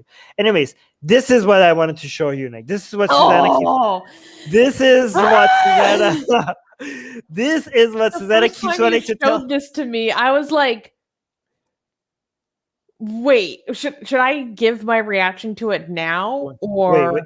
Yeah, later? But hold on. Before we do that, Qasim is saying that this guy, this other guy, where is this? This piece of shit. Well, not Rohollah Zam. This piece of shit. Wait, come on. Oh no! Right? This piece of shit. This piece of shit, right here. So Qasim, read what Qasim is saying. He's saying this guy is famous as a reporter prosecutor, but I call him reporter punisher. Yeah, because a lot of people compare his interviews on TV as not just prosecution, but torture. Because he's like playing with somebody that is about to die, or somebody that is about to have their lives ruined, or go to prison for a very long time. He comes on national TV and he plays with them like a little. He humiliates them. There's a part of this interview is so disgusting. He takes the phone and he keeps showing his post to him. And he's like, what do you think about what you said here now? Are you not ashamed? Like, are you not ashamed of this? It's so gross. It's kind of like, I think of like a cat that is about to eat like a mouse and is playing with it for like a toy before it actually kills it. That's what this reporter does to its to the people. It's so gross. But anyway, what are you gonna say about this before I play it? Okay, so this is a dramatized TV show in Iran, and apparently it's very popular. And Armin was showing this to me. He's like, "You have to see this." And my reaction after I saw this was, wait, the characters that you're seeing in this show are, I'm supposed to be sitting here like they're the good guys? Yes. Like, as an outsider, I was like, these are the good guys? Yes. And so this is, so let me give some context. This is a dramatized, this is like HBO or something, right? Like, we're just openly, publicly popularizing this. We're celebrating, like, okay. I was like, yeah. So okay. Let me give you. So you're not giving people context. Let me give some people some context. Okay. So this is a TV series in Iran. It's a very, very popular TV series and has been a major source of a lot of drama in between people and politicians. Okay, in Iran, and this is the first episode of the second season. The first episode of the second season, and this teaser came out, and it was like a bombshell on Iranian social media. All like people were like, minds were blown about how openly Iran's government is celebrating, capturing, and killing, executing, murdering Rohollah Zam, a journalist. Again, when I play this for you, just remember how much Saudi Arabia, given that they know the backlash that we're going to get about killing Khashoggi, how much they went out of their way try to hide the murder of Khashoggi, and how Iran not only wasn't trying to hide it, not only they did interviews of the guy, and not only they proudly announced his execution when they executed Rohollah Zam.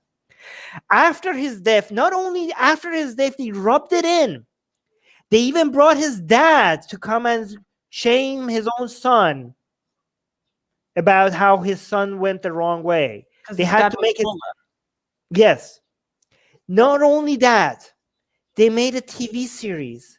They made an episode. They made the first episode of the season 2 of the most popular TV series in Iran was dedicated to again publicly bragging about the capture of Rohollah Zam. That's how unashamed these people are. And think about the international backlash to the murder of Rohollah Zam compared to what happened to Khashoggi. Think about that.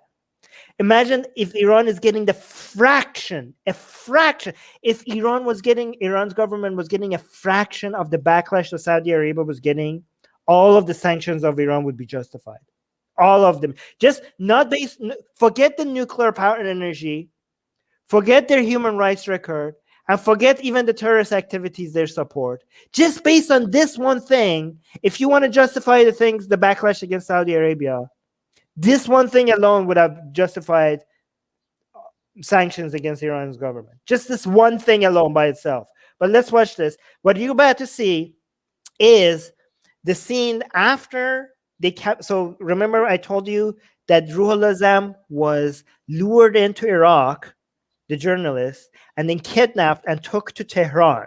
Okay, and he had blindfolds the entire time, so he didn't know where he was going. Okay, so when he knows. So imagine, for example, if I ever I actually have let me actually tell you about this, right? Oh yeah. I have nightmares about, sometimes I wake up and I look and I'm in Tehran, okay? And I panic. Because I know I'm fucked. And I'm like, how can I get to the airport fast, right? And this scene that I'm about to show you guys is basically that nightmare of mine. Because Rohollah Zam, when he was kidnapped, he didn't know who's being kidnapped by, where he's going. So the moment he realized that he's in Tehran, that's when he found out that he's fucked. That's basically the nightmare that I have me sometimes dreaming, waking up and I'm thinking like, oh my God, why am I doing in Tehran? How did I come to Iran? Why did I even come to Tehran? I'm dead. How do I get out of here as fast as possible? That nightmare that I have, this is what is going to be displayed to you. This actually had like a lot of panic attacks came to me because this is exactly what I experienced in a lot of my dreams. Imagine Rohollah Zam, when he realized he's in Tehran, he know that his life is over. And this is what they did to him. Because when they were driving him in Tehran, he didn't know he was in Tehran. Mm-hmm. And he asked where he is. And they removed his blindfold for him to see the Burj Azadi, the tower, the famous tower in Tehran. And by seeing the famous tower in Tehran, he realized that he's in Tehran. And that was like, this is the TV series telling you that this is us telling him, you're like us rubbing it in to Rohollah Zam that you're fucked, right? And they're bragging about psychologically torturing him like this. When I show you this, I need to actually do full screen because this is one of the most disgusting things I've ever seen in my life. Okay, watch this.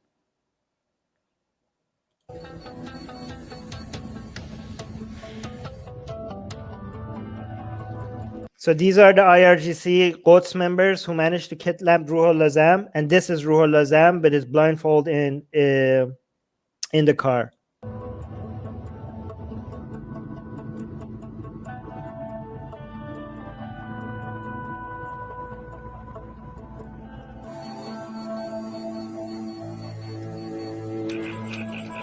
This is Iran acting like their intelligence is like they're using the theory.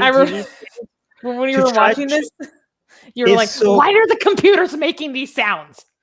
Okay, this is like so cringe. They're trying to show Iran's intelligence operations, and they have like put screens on every goddamn wall, and they like look at everything is computerized and everything is making beep beep beep beep. Like they're trying to give this futuristic look about Iran's intelligence. This is so forced. I look, even when they're showing this, they're like, oh my God. They always act like Iran's intelligence operations can see everything at all times from satellites, right? Like, look, even in Tehran, they're monitoring the car's movement from satellite. This this is so cringe. This is so yeah, exactly. Yes, no, this is like over tech, like futuristic view of Iran's intelligence operation. This is so cringe. Look at all the screens. Oh my God, yeah, satellite image. They're monitoring something that is happening in Tehran with satellite imagery, as if like, yeah, sure, buddy. Look at all these screens. Look at all these lights. Oh my God, this is so flashing lights. Yeah, and that's Khamenei's portrait right there. Fucking creeping in the corner.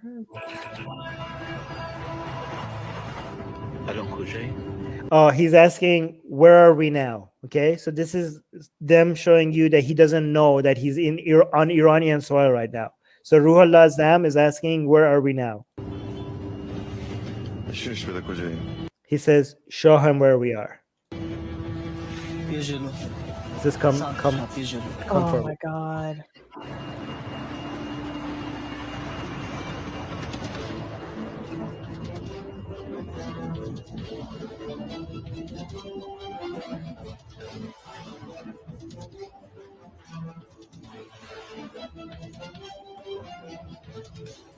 Fuck you. Fuck you. Fuck you. Fuck you so much. You fucking pieces of shit. Look at the way they brag about. Bragging about the glory of Iran. Fuck you so much. Pieces of shit. He's saying, sir, my brothers, where are you taking me?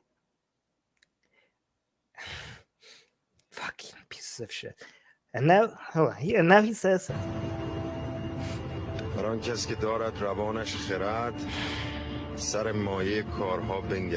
Fuck.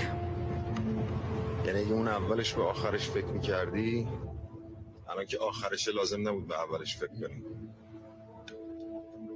He just recited them a poetry and then saying the meaning of this poetry is that if you were more mindful of what you're doing, you wouldn't be where you are today. Basically, he's telling him what's happening, what's going to happen to you. It's your own fault.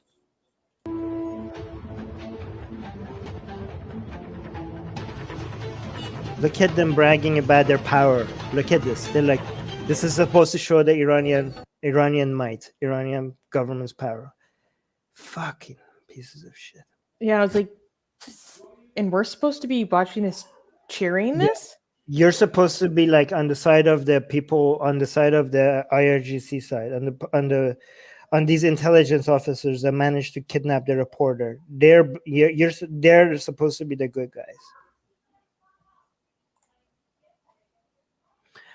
Anyways, so that was our second standard. So fuck you, Kyle Kulinski, for having for thinking that we need more economic pressure on Saudi Arabia, and yet you're such a fucking hypocrite that you're such an apologist for the Islamic Republic of Iran. Like, fuck you, Kyle. Fuck the Islamic Republic of Iran, and fuck Kyle Kulinski for being apologists for all their crimes.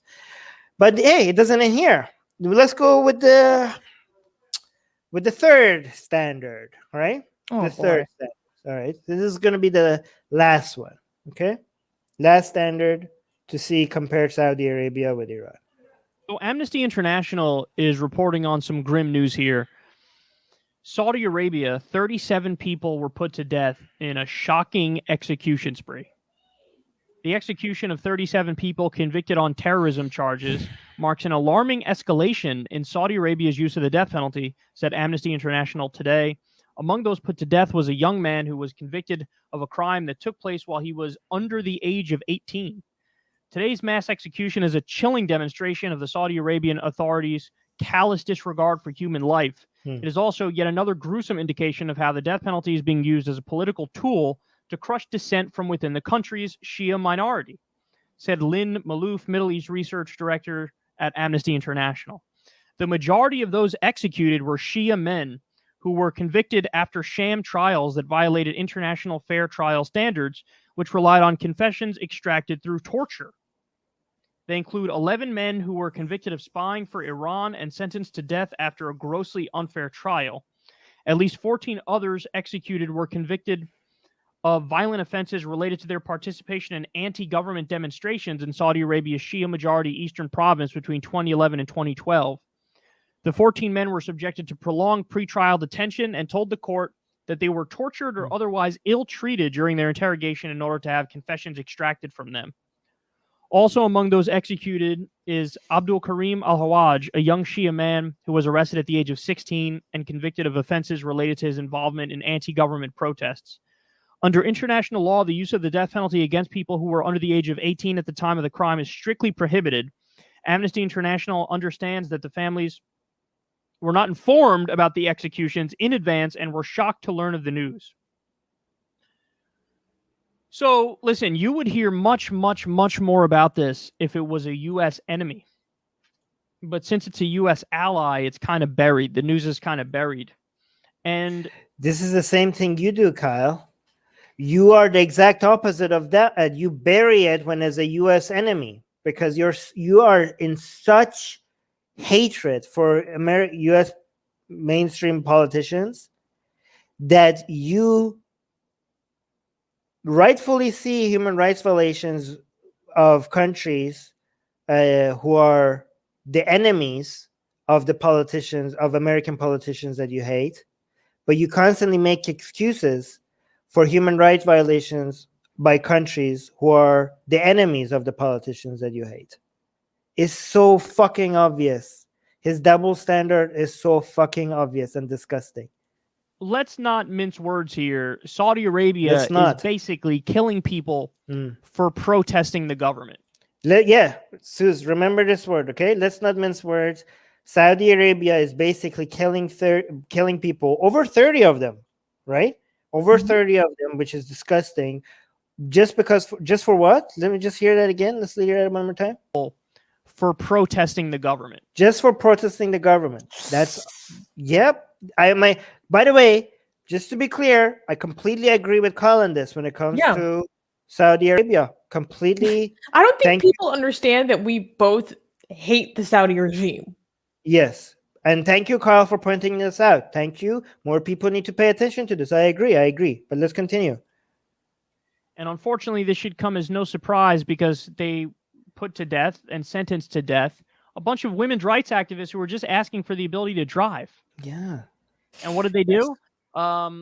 They said, the government said, oh, we are now going to let women drive. And then they turn around and try to put to death, and are putting to death, women who fought for the right to drive. Yeah. Now, if you agree with them and you're allowing that to Completely be agree. the case, then why would you put them to death? I'll tell you why. Because they're authoritarian. Yes. When you're authoritarian, you don't tolerate dissent. Exactly. Yes. When there is dissent, you punish it as strictly as possible so that there won't be dissent in the future, and you can get away with doing whatever the fuck you want to do. True. So this is the place we're at right now, man. This is what's happening. 37 people put to death. Mostly these people are put to death because they're protesting the government and because they're Shia. And of course, Saudi Arabia's fundamentalist Sunni government, and they're viciously oppressive against Shias. Mm-hmm. So this is disgusting. And hilariously, they're on the UN Human Rights Council. That is insane. They're on the UN Human Rights Council, and they're putting people to death for protesting. So do me a favor, US. Never, ever, ever, ever, ever give me that bullshit line about we're doing what we're doing around the world to protect freedom and democracy. Same to you, Kyle. I agree. That's a hypocritical stance by the United States because of their support for Saudi Arabia. But you should listen to your own advice and never act like you're even secular. Secular talk when you support a country like the Islamic Republic of Iran. Right.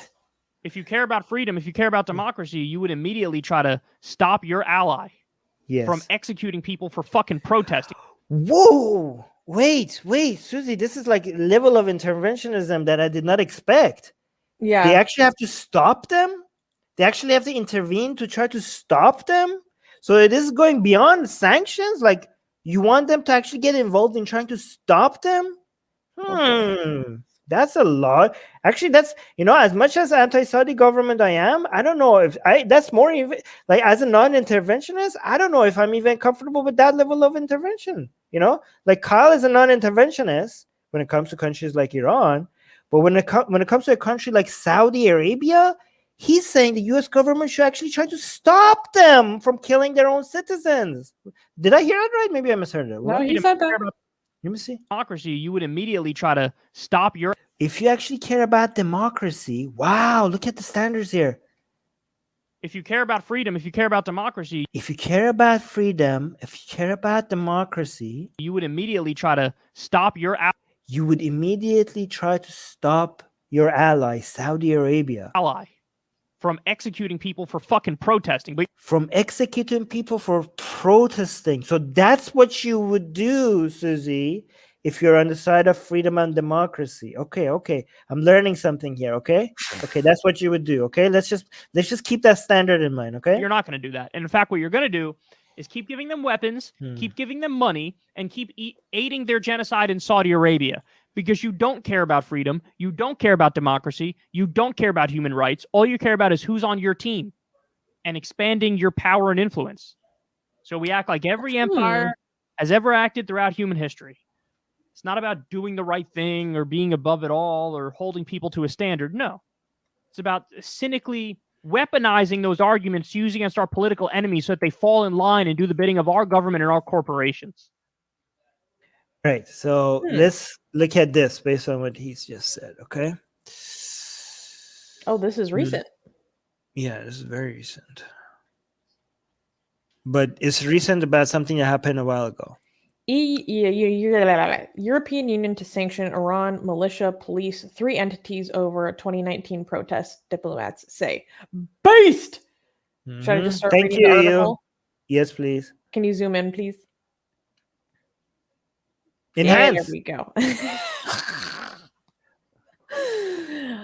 In in Paris/Brussels.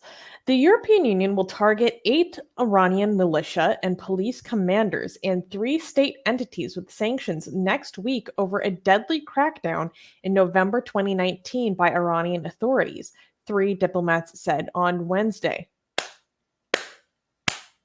Slow clap for that. The travel bans and asset freezes will be the first time the EU has imposed sanctions on Iran for human rights abuses since 2013 and are set to be put in place sometime next week after the Easter holidays in Europe, the diplomat said. The individuals to be targeted include members of Iran's hardline Basij militia, who are under the command of the Revolutionary Guards, the most powerful and heavily armed security force in the Islamic Republic. So, yeah, part of the RGC. Reuters reported on Tuesday that the EU was planning the sanctions. The bloc declined to comment on Tuesday and Wednesday. Iran has repeatedly rejected accusations by the West of human rights abuses. I'm sorry. Okay, sure. Okay. The Iranian embassy in Brussels was not immediately available for comment, nor were other Iranian officials. About 1,500 people were killed during the less than 2 weeks of unrest that started on November 15th, 2019, according to a poll provided by Reuters by 3 Iranian Interior Ministry officials at the time. The United Nations said the total was at least 304. Okay, let me just just stay here for a second, okay? So we have a number that is between 304 to 1,500 protesters killed in a period of less than 2 weeks. Okay, hold on. Let me just go back a little for a second. What was this again? It was 37 people 30 were executed. 37 not shot people dead in the street. Not to mention how many people have been executed by the state long after this. Yes, because of their supposed involvement in any way, shape, or form with these. Let's protests. be clear, though. We're not dismissing No. how vile this is. This is disgusting. Saudi government is a disgusting, vile regime that needs to fall apart yesterday. Okay. Yes. However, Kyle said to us that he went beyond what I expected. I thought he was going to say we need to put economic pressures on Saudi. He said if you're on the side of freedom and democracy, you would actually you would stop them.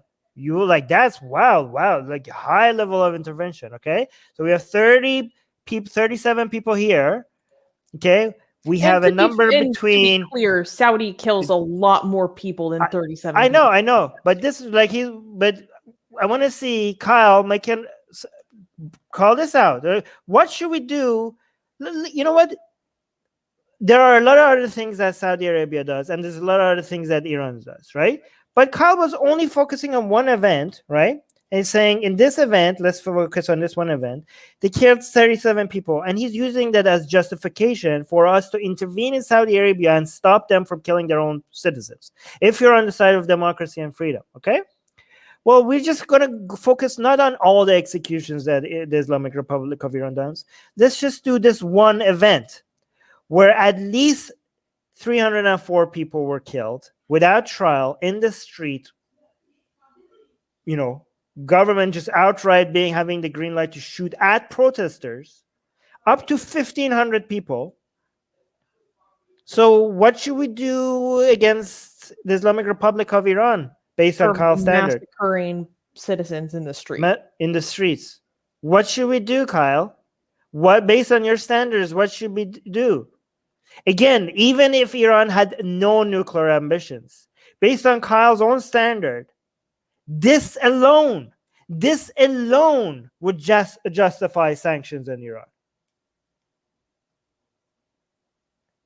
This alone, based on these standards, would justify sanctions in Iran.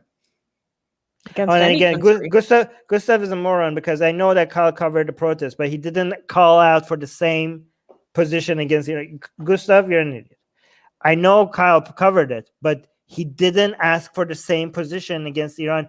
The point is that is not that he didn't cover it. The point is his double standard. His double standard. He doesn't call for the same position against the Islamic Republic of Iran. Gustav, you're an idiot. I know. Gustav, did I say he didn't cover the protest? Gustav, I'm saying is that he didn't apply the same standards. I know. I watched those videos, Gustav. Stop. Maybe pay a little bit more attention to what I'm saying. Should I finish reading that article? Yeah. Iran has called the toll given by sources fake news. On March 9th, UN Special Rapporteur on the Situation of Human Rights in Iran, Javed Rahman, presented a report saying Tehran used lethal force during the protest and chided it for failing to conduct a proper investigation or for failing to hold anyone accountable. And it goes into the nuclear deal. Asked why. I don't think we need to cover the nuclear. Okay. That's the only part I want. You want to read this comment before I bring the last video?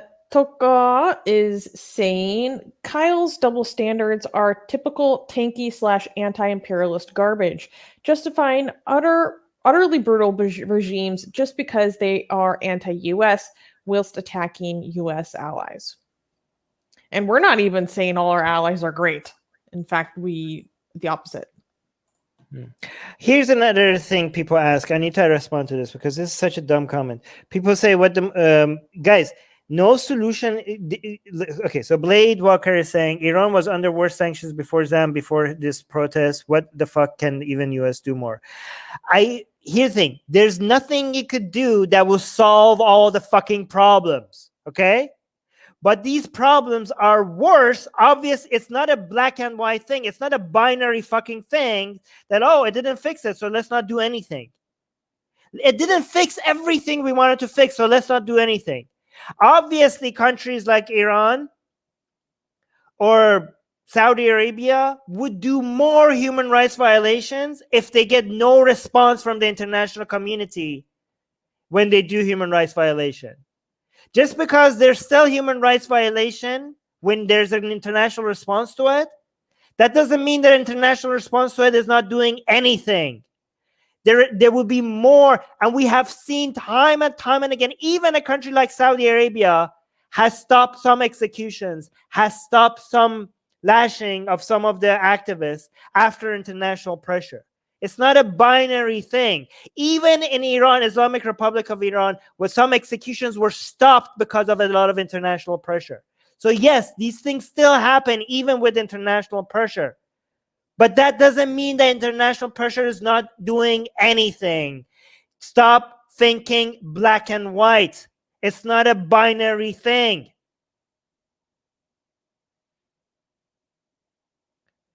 All right, let's watch this last video. Has been making some disastrous moves. Hold on, let's see.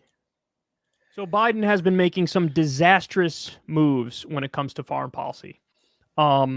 Actually, Biden has so far been making really good foreign policy decisions. He came out harder against Saudi than I was expecting.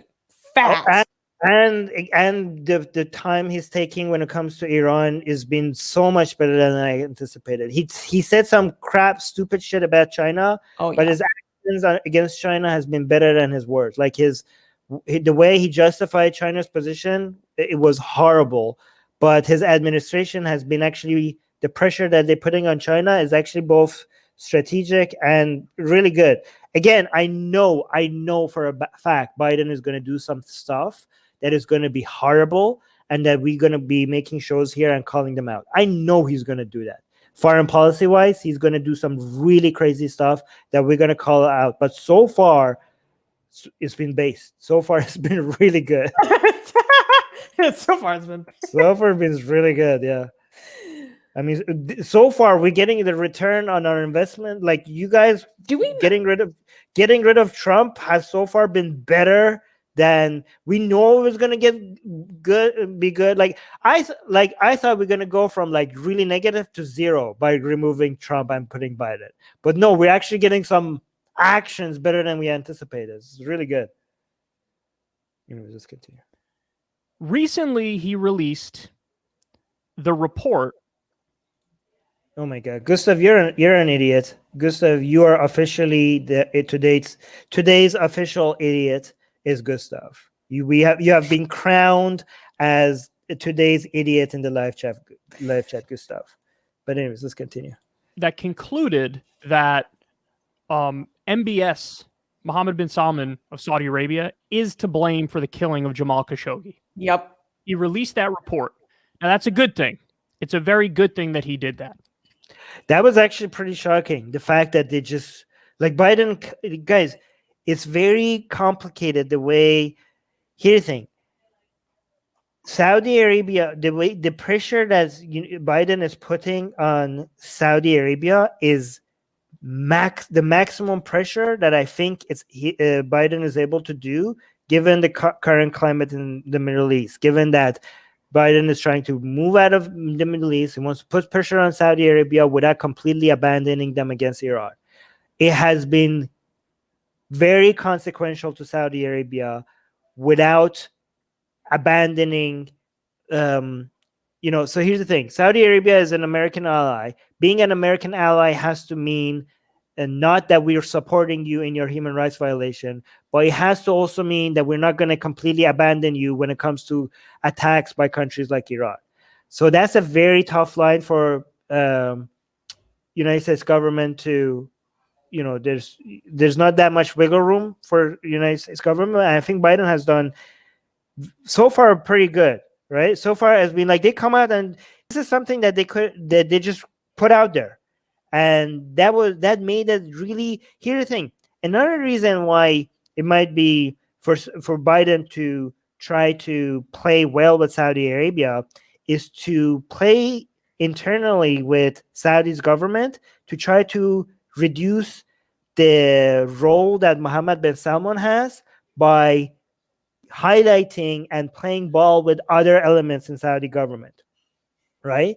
And by giving them some bonuses and going around Mohammed bin Salman, Biden is very strategically so far signaling to Saudi government that this idiot, this is not the guy we want to play with. Yeah. Right? And so they came out and they openly put the report that shows that Mohammed bin Salman was officially in that report, officially involved in that in killing Khashoggi, assassination of Khashoggi. And they also didn't talk to Mohammed bin Salman. They went and talked to his dad instead. They're like, we're not. Do we know that was my question? Do we know if he's talked to MBS yet? No, he talked to his dad. But I mean, like we were getting like little chatter of that like a while ago. I was just wondering if there have been any developments. So the Biden's administration is multiple. There's many people in the Biden administration, but the highest official in the Biden administration didn't talk to him, even though they talked to the officials of other allies like Israel and every other allies. Like they officially talked to him directly. But when it comes to Saudi Arabia, they didn't talk to MBS. They talked to his father, right? That was pretty strategic in my opinion. It was very strategic, and they also told them they completely looking at they completely pulled out all their support for their aggression in the in Yemen. Hell and now they're actually even removing. You know how so many Trump supporters told us that Biden is like a warmonger and he's going to increase our troop levels in the Middle East and stuff. He's now pulling troops out of the Gulf. Again, if he undoes that, we're gonna come and call out Biden. But so far, he's now officially reducing troops in the Gulf. So far, it's been really based, right? Again, I'm not saying this is gonna be forever. He might change his policies, but this is amazing so far. And again, Kyle is like, why are they not doing more? But even though they went way beyond way beyond anti-Saudi that I ever imagined. Kyle is like now going to be like, why didn't do more? Now that's a good thing. It's a very good thing that he did that. But he released it, and there are no plans to like sanction him, punish. So he needs to be sanctioned. Remember this. He thinks MBS should be sanctioned. Okay. In an ideal world, I would like that too. I would like that too, actually. No, actually, in this world, I'd like that too as well, right? However, again, that's the dance that Biden is dancing behind, not abandoning your ally, but still pushing against MBS. Again, if it was me, or if it was Susie, we would probably sanction MBS. We wouldn't probably sanction Saudi Arabia, because that would be a strategic mistake. Yeah. But I would definitely at least sanction MBS himself. That would be like a major bombshell that I don't think Biden's administration is ready for, but Yeah. I would do that for sure. Mhm. Again, even though Biden is not doing that, he's doing way more than I ever anticipated. Okay. However, based on cost standard, we should put sanctions on MBS. So great, let's do the same Although thing I with do Iran. know that the State Department created a designation for, I think they even possibly named it after Khashoggi. Yeah. Because they created a special kind of designation for people who assassinate or target. Yes. So Yeah. So it's this is like what Biden. in MBS's honor. I wish it was actually against him, though. Yeah, so they did put sanctions on a whole bunch of Saudis that their Americans intelligence agencies showed that they were involved indirectly or directly with Khashoggi's murder. Everybody except MBS himself. Okay, again, if it was on MBS himself, it would be the reason why that might have been too much of a bombshell for Biden administration is because that is as close to cutting ties with Saudi Arabia as it could get. Again, I would do that, but I know that there's no way Biden administration would be just like cutting ties with an ally, with a major ally in the Middle East. Here's the thing. Biden administration is trying to remove their involvement as much as they can in the Middle East and focus more on China. Against China. As much as these idiots in the live chat, Gustav, who's an idiot in the live chat, thinks that Biden is a puppet of China. In fact, the reason why they're trying to let go of the Middle East because they want to put more of their attention on their competition against China. That's what they want to do, right? However, they can't because they're tied to the Middle East, but they're trying to find ways to keep cutting these ties, right? And the problem with cutting these ties, being involved in the Middle East, is that when you leave a vacuum, China is actually going to, the person that you're trying to focus on is actually going to come in, right? China is doing major deals with Iran's government, with Saudi government, with the UAE. So you want to be like, oh, we need to focus on China, so we need to get out of the Middle East. Well, if you get out of the Middle East, well, China is not getting in, right? So it's kind of like it's really hard. It's not easy to deal with this, right? Again, the Biden administration seems to have really good people right now, as we're speaking right now, that are trying to figure this out based on the actions that they're taking. Okay. Yeah. And again, you can't completely cut ties with Saudi Arabia. Okay. I do want more pressure, but again, in the eyes of Biden administration, the reason why they don't want to completely abandon their allies, obviously they can't because of their international, what it means internationally to be a U.S. ally will completely be dismissed, but also because you are trying to, again, this is another thing that is very difficult because United States wants to Israel and Saudi Arabia and the UAE and Qatar to police the area themselves with less of their involvement. However, when they do it themselves, they do it while committing the worst human rights violation of our time. And so the US is like, oh no, we don't want to do it. We want you to do it, but we also want you to do it our way, even though we're not there. So that you can't really, it's not easy to do that. You know what I mean? How are you going to be not doing it yourself, letting them do it, and also them doing it your way? This is why Israel is a much better ally than Saudi Arabia when it comes to trying to fix things in the Middle East. But anyways, let's continue. Him. I mean, Israel hopefully with a better, not right-leaning government one day. Yeah. Take any sort of retaliatory action, even if it's just a tepid slap on the wrist. There's nothing on that front. So that's sort of went pathetic. after other Saudi officials. They did, yeah. You're releasing the thing that says, yeah, he did it, but there's no actual action. There is actual action. Again, I would agree with Kyle that the action is not as high as I would like it, but to make it seem like there is no actual action that has been major Biden's administrations right now. Saudi's government is feeling very alone right now against it. Like they are terrified about how much United States is abandoning them. Okay, they're putting sanctions on key figures in Saudi Arabia. They're abandoning a whole bunch of their support for their aggression, and they're cutting a lot of weapons deals with them. It's not as big as I wanted, but it's much bigger than I anticipated. So again, and a lot faster than we anticipated, and faster as well. Again, I would have agreed with Kyle if he said it's not enough. I would have agreed with Kyle, but to make it seem as if they're not doing anything is ridiculous. Accompanying the release of the report, and in fact, it gets worse than that. Now, Aaron Mate made this point on Twitter. I think it's plausible. I don't know if it's true, okay? But his point was the airstrikes that Biden just did in Syria against Iranian-backed militias. No. Militias.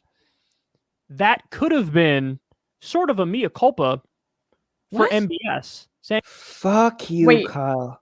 He's saying that again. He said this before and he keeps saying it. There is zero evidence for what he's saying. And he keeps saying it could have been, and then he's reacting to it as if it's the truth. He has no evidence for what he's saying, and he keeps saying this could be the case. He keeps saying this could be the case. So here's what happened, okay?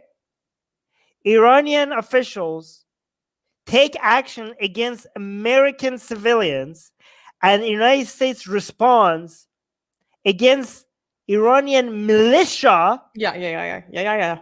And then he says this as the mildest way you possibly can, the most strategic takeout with zero civilian deaths, as far as we know, okay, against Iranian militias for attacking civilians, which is justified as a mild response to an aggression by Iranian militia.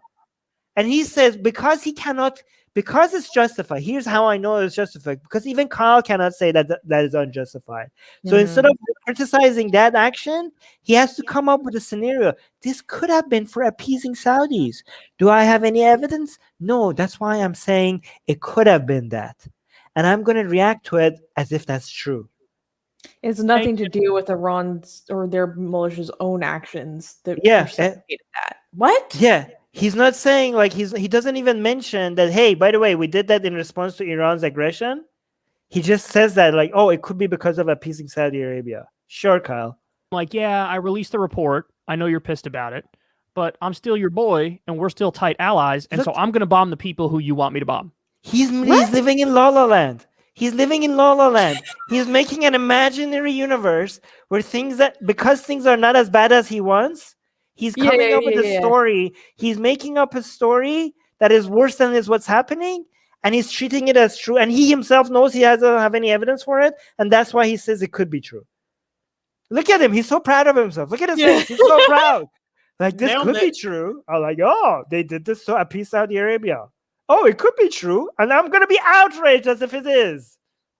I'm bombing Shia militias. Oh my God! I'm bombing. So yeah, Biden bombed Shia militias because they're Shias. Because they're Shias, and it's to appease Saudi Arabia. Sure, Kyle. Sure, Kyle. So in some ways, that could be like, I'm so sorry I released the report. Let me make it up to you. What? He's so mad. I'm losing my mind. He's so mad that Biden actually did. Sorry that He's so mad. Like, Susie, as if he just did that on accident. What? You know what? You know what's happening here? Biden is actually doing something legit hard against Saudi Arabia. He can't and handle he's it. like, he can't handle it. It's he has against to be like, his narrative. It goes against Kyle's narrative. So he's like, how can I spin this to make this actually not look good on Biden? How could I make Biden look bad in this situation? Oh my God, they actually. How would I make up a situation that ignores what Iran did, like right before this happened? No, Kyle's like, oh my God, Biden's actually he's actually releasing a report implicating MBS. Ooh, that's actual legit pressure against MBS. Oh, how could I spin this?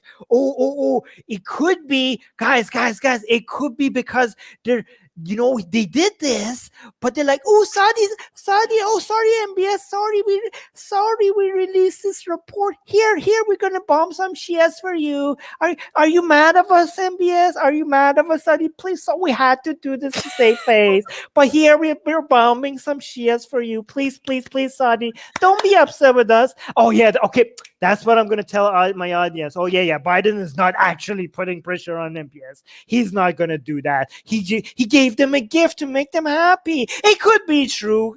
Come on, guys, can you believe me, please? It could be true. Do I have any evidence? No, but just because I have no evidence, that doesn't mean it cannot be true. This is doing the God of the Gaps thing here. Okay, he's this guy, and he realizes that. He's like religious people when they come and like, hey, I don't have evidence for God, but that doesn't mean there is no God. Kyle, you're doing the God of the Gaps thing. Wait, this is hilarious. Qasim is saying, I swear on Hussein's blood, Ya Hussein, and the hand of Abbas, and all holes of Mary, he is an IRGC agent. Ya Hussein! I actually, Qasim, in the pre-show, I asked Armin that. I was like, is he a plant? He's as good as a plant by the IRGC. Like, honestly, I'm telling you, the Iranian, like, the Islamic Republic of Iran spent so much money on buying like people in U.S. media to come as guests in U.S. media to try to spread their narrative. Honestly, they don't need to. They just need to support. Like, just here, IRGC. They just need to support Kyle on Patreon. That's all they need to do. Honestly, that's all they need to do. To MBS. I mean, if that's the case. If that's the case, Susie, if that's the case, I have no evidence. But come on, guys, imagine if it was true. Just get angry. Just get angry with me, imagining that if that was true. God. That's, oh my God, the saddest thing I've ever seen. So CNBC says the following: White House defends decision not to punish Saudi Crown Prince, says U.S. does not sanction foreign leaders. I mean, they don't. Here's the thing. He's a head of state, okay? Here's what Biden is trying to do. Biden is trying to make him not a head of state. Yeah. But U.S. doesn't sanction heads of state. They sanction every single person around Khashoggi's murder that they could. But United States doesn't sanction heads of state. And Biden is trying to make sure that MBS is trying to signal to MBS's father, like, come on, man. Come on, King. Come on, Your Highness. Please don't make this idiot son of yours. Come on, don't make this guy the king. Excuse you? The White House defended its decision not to target Saudi Crown Prince Mohammed bin Salman after a U.S. intelligence report linked the royal to the 2018 murder of journalist. I mean, they haven't sanctioned Khamenei directly himself, for example. They have sanctioned the IRGC. They don't sanction heads of state. Well, then that's what's going to be interesting with the upcoming Iranian elections, though. Right? Yeah. Well. Yeah. Okay, Susie, you know so much. It's crazy, but we should do a stream on that later. Yeah, we should do a stream on that. So, what would be the correct response to this? I mean, there's a number of things that you could do. First, oh my God, Gustav is actually an idiot. Gustav thinks Kyle is right because of the money he makes and the amount of likes he gets. Gustav, that makes Islam and Christianity and Hinduism also legit at the same time. Gustav keeps trying to make Kyle look good because of the views and the money he gets and the money he makes. They think that's actually a legit way of telling who's on the right side. Gustav, check out some logical fallacies. Gustav, you're a moron. You're such a moron. It's so good to have you in the live chat to show what the worst takes look like. First and foremost, I'd kick Saudi Arabia out of the UN Human Rights Council. They don't deserve to be there. True. I mean, that's beyond obvious. Yeah. The other thing you do is immediately cut off all weapon sales to them. All of them. There's been some weird, again, more Weasley stuff from the Biden administration where they act like they might crack down in some ways, and then they have these gigantic loopholes where they're not cracking down at all. The recent one was, we're not going to help anymore with what's happening in Yemen. And then we learn after that, no, they meant we're not gonna help with any offensive strikes in Yemen.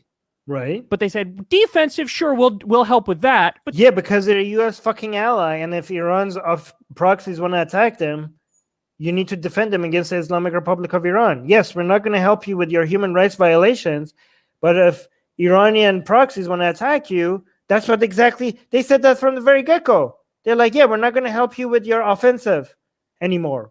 But and that's damn good. Yeah. What do you want? Kyle, you understand that Saudi Arabia has the oil that the world runs on, right? If Iran wants to disrupt the world's economy and United States doesn't defend that, that's the whole world suffers from that. You understand that, Kyle? Do you understand that, you idiot? But then they could just define everything as defensive. No, so it's totally Weasley. They actually been very aggressive about what they define as defensive. Because Saudi Arabia is. In fact, now they're pulling out. They just recently went beyond that. They were like, you know what? We're gonna help you with defensive, but not with offensive. And we're like, me and Susie were like, I wonder what they consider defensive. And now they're pulling out troops that were supposed to be defensive as well. So Kyle, no, you're wrong. They actually are. They're going beyond just not doing offensive. The troops in the Gulf that were also meant to be only defensive, they're pulling even that out right now. Effectively carrying out a genocide in Yemen. Because they have an anti-China focus, unlike some idiots like Gustav in the live chat think. They want to have an anti-China focus. That's what their focus is going to be. Again, I don't know what they're going to do in the future. They might pivot because of new things, and we're going to call them out. But right now, that's their position. Yemen. I know that's a strong word, but I'm using it on purpose. There's famine. There's a total embargo. They can't get food. They can't get medicine. Mm-hmm. I mean, it is really probably the number one catastrophe acute catastrophe on Earth right now. And we're actively facilitating and helping and aiding and still arming and backing Saudi Arabia. So you kick them off the Human Rights Council. That's the first thing. Yes. The second thing you do is very, very targeted sanctions on the leaders of Saudi Arabia. You cut off all the weapons. Yes, I agree. I get do the same thing with Iran's officials. You get it. There's this relationship that involves oil and the petrodollar and all this stuff, but at some point, your ethics and your morality has to override. So no, ethics and morality. No, here's the thing: but ethics and morality doesn't require you not to put sanctions on. You could still defend the path, all the major key refineries in Saudi Arabia, the trade routes, and put maximum pressure and maximum sanctions on Saudi officials. You could do both at the same time. You could be like, we're going to defend the Hormuz Canal, and not canal. What's the natural one in English? Hormuz Strait. I think that's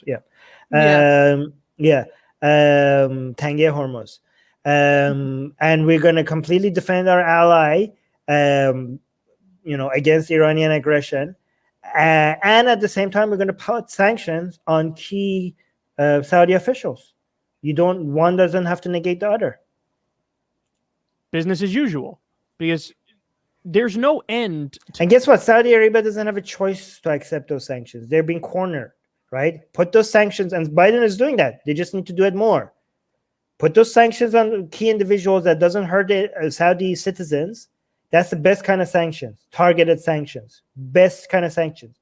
In fact, sanctions against Iran needs to become more targeted, so less people in Iran are suffering. Exactly. Targeted sanctions are the best sanctions. Put sanctions on IRGC, put sanctions on individual Iranian politicians, as many of them as you can.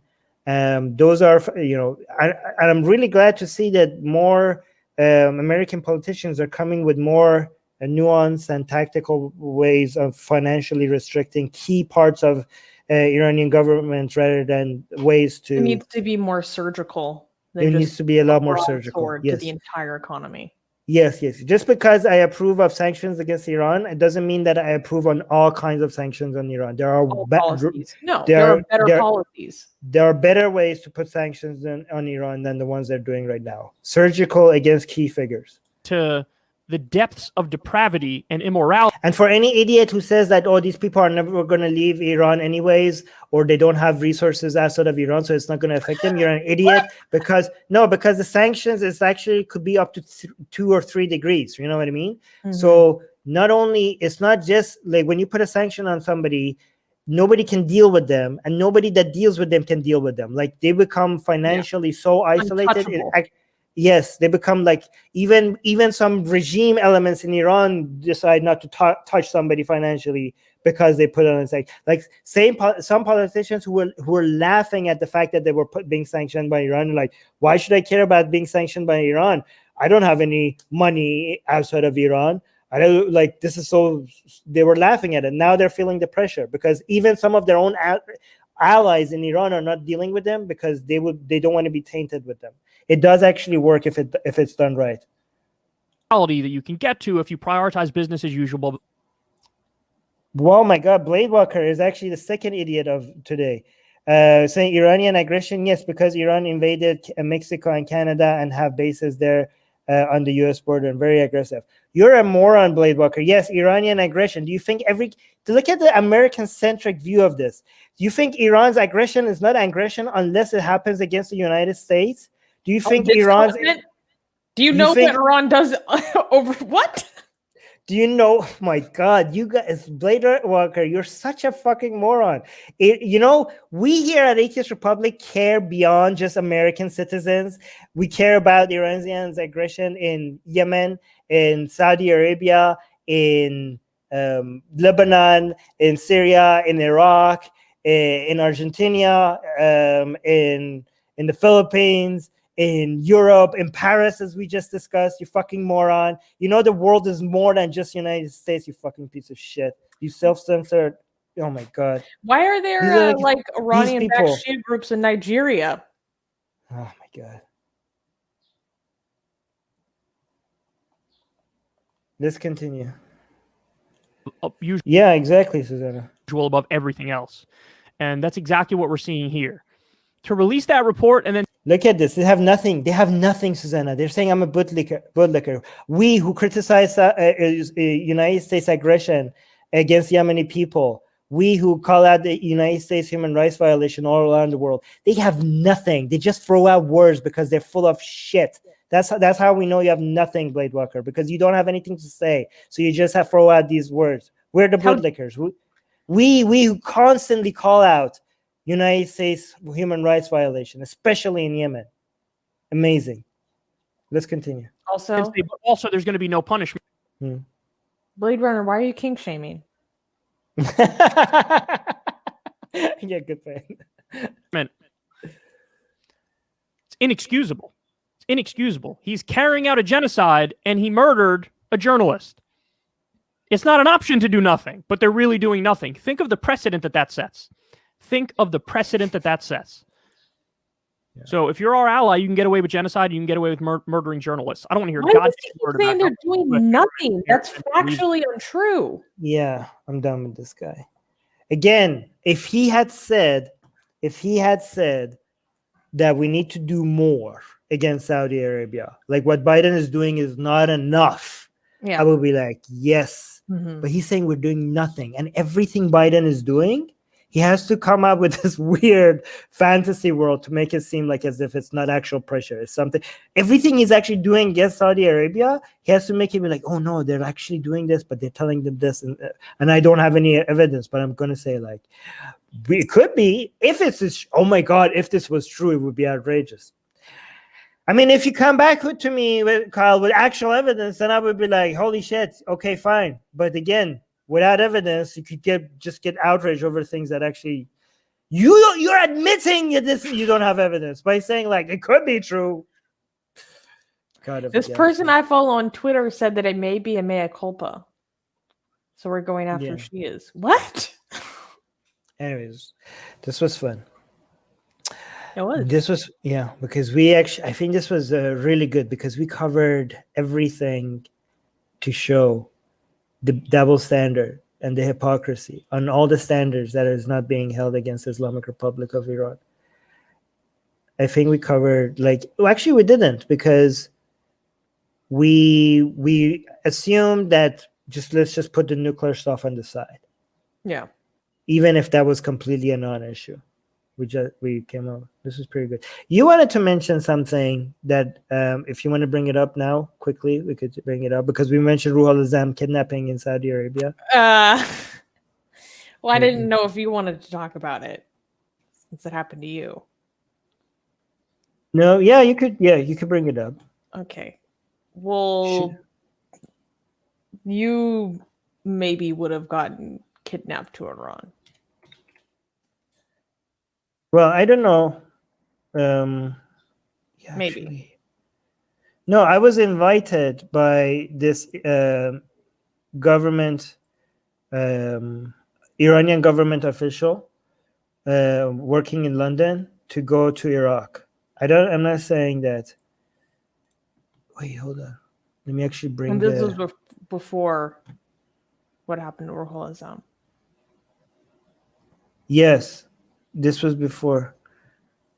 This lady on LinkedIn reached out to me. Let me find her name is Catherine Shakdam. She's a Shia. She's a convert to. She's a white woman converted to Shia Islam. I met her in London, and she had a necklace with the Zulfaqar on it, with no hijab, but the Zulfaqar necklace. Yeah, amazing. right. And she was telling me how great Iran is and how, she was a Shia.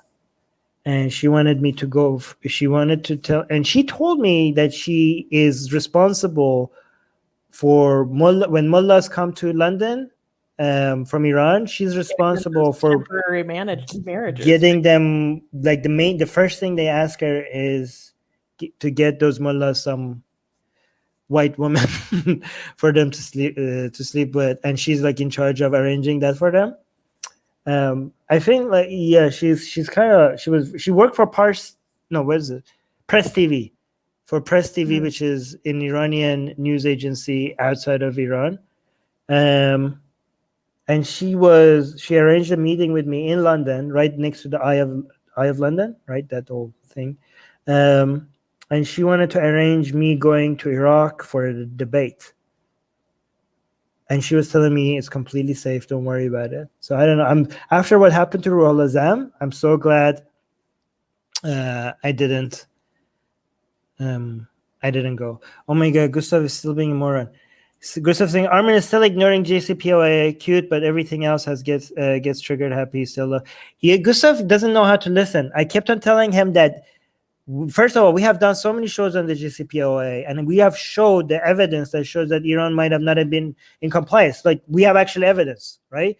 That there's radioactive signatures outside of places where Iran was supposed to keep its enrichment of uranium, and they have come up with no explanation. And the European Union is very aggressively taking a stance about what this seems like during the entire time that Iran was supposed to be in complying by the agreement, they might have not been. And we also showed in our previous streams how we have recording now that was already taken from Fakhrizadeh years before any of us even knew, that showed that from the very get-go, the entire point of the nuclear energy was to actually get nuclear weapons. They were talking about how could they get known this since the Bush administration. Since the Bush administration, the intelligence agencies already knew this. So we showed that already.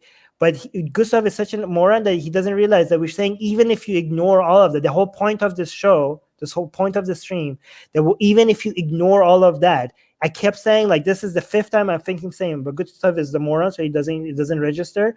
That even if you put all the nuclear stuff aside, what the point of this show is that based on Kyle and other leftist standards, based on these standards, sanctions are justified. Based on the standards that they have, sanctions against Iran are justified. Maybe it's not justified, but if it's not justified against Saudi Arabia as well, right? I'm saying based on the standards that these idiots have, completely even ignoring the nuclear deal, sanctions would be justified. I made that clear so many times, and Gustav is like, oh, it's so cute, you don't understand. These morons have nothing, they don't know how to listen, and they have nothing to say, and it's so great that I could highlight how embarrassing their arguments are. Look, How many times did I say, even if we ignore the nuclear deal, based on the standards that these people have, sanctions would justify? And how many other shows that we have made showing that there's evidence to show, clear evidence that Iran has not been in compliance? A lot. Oh, you're ignoring it. This is the fifth time I'm mentioning this, Gustav. You're an idiot, so you don't understand. Or maybe you don't know how to listen. Anyways. It's too easy, Susie. It's too easy. These people who are arguing, like, I wish there was somebody, like, unlike Gustav or Bladewalker, I wish there was, like, somebody who's actually, like, made it difficult. And every time you disagree with them, they say, like, oh, this is what these idiots do. Oh, you're triggered, you're triggered. They come and spew their nonsense, and you call out their nonsense, and they're like, oh my God, I look like an idiot right now. And they're like, oh my God, what do I say? What do I say? Oh, you're triggered, you're triggered. They're like, yeah, you're an idiot, and we're responding to your dumb takes, and that's all you have to say in response. This is such a lazy way of arguing. Anyways, let's end it here. And yes. I wish there was some people in the live chat, unlike this Gustav and this Bladewalker, that were like, me and Susie were like, Susie, actually, that's a great point. We didn't think about it like that. This might have, you know what? Maybe they're right. Maybe, that's a very genuine, yeah, that's a good way. Maybe I'm wrong about that. Let me look into this. But no, we just get idiots opposing us. Here's hope to getting better opposition. All right, guys, subscribe to our newsletter. Link in the description. You get our Blasphemous Art for free. Link in the description. Subscribe. Do it. You would not be disappointed. We have some juicy Blasphemous Art. Subscribe. Do it now. Bye. Bye.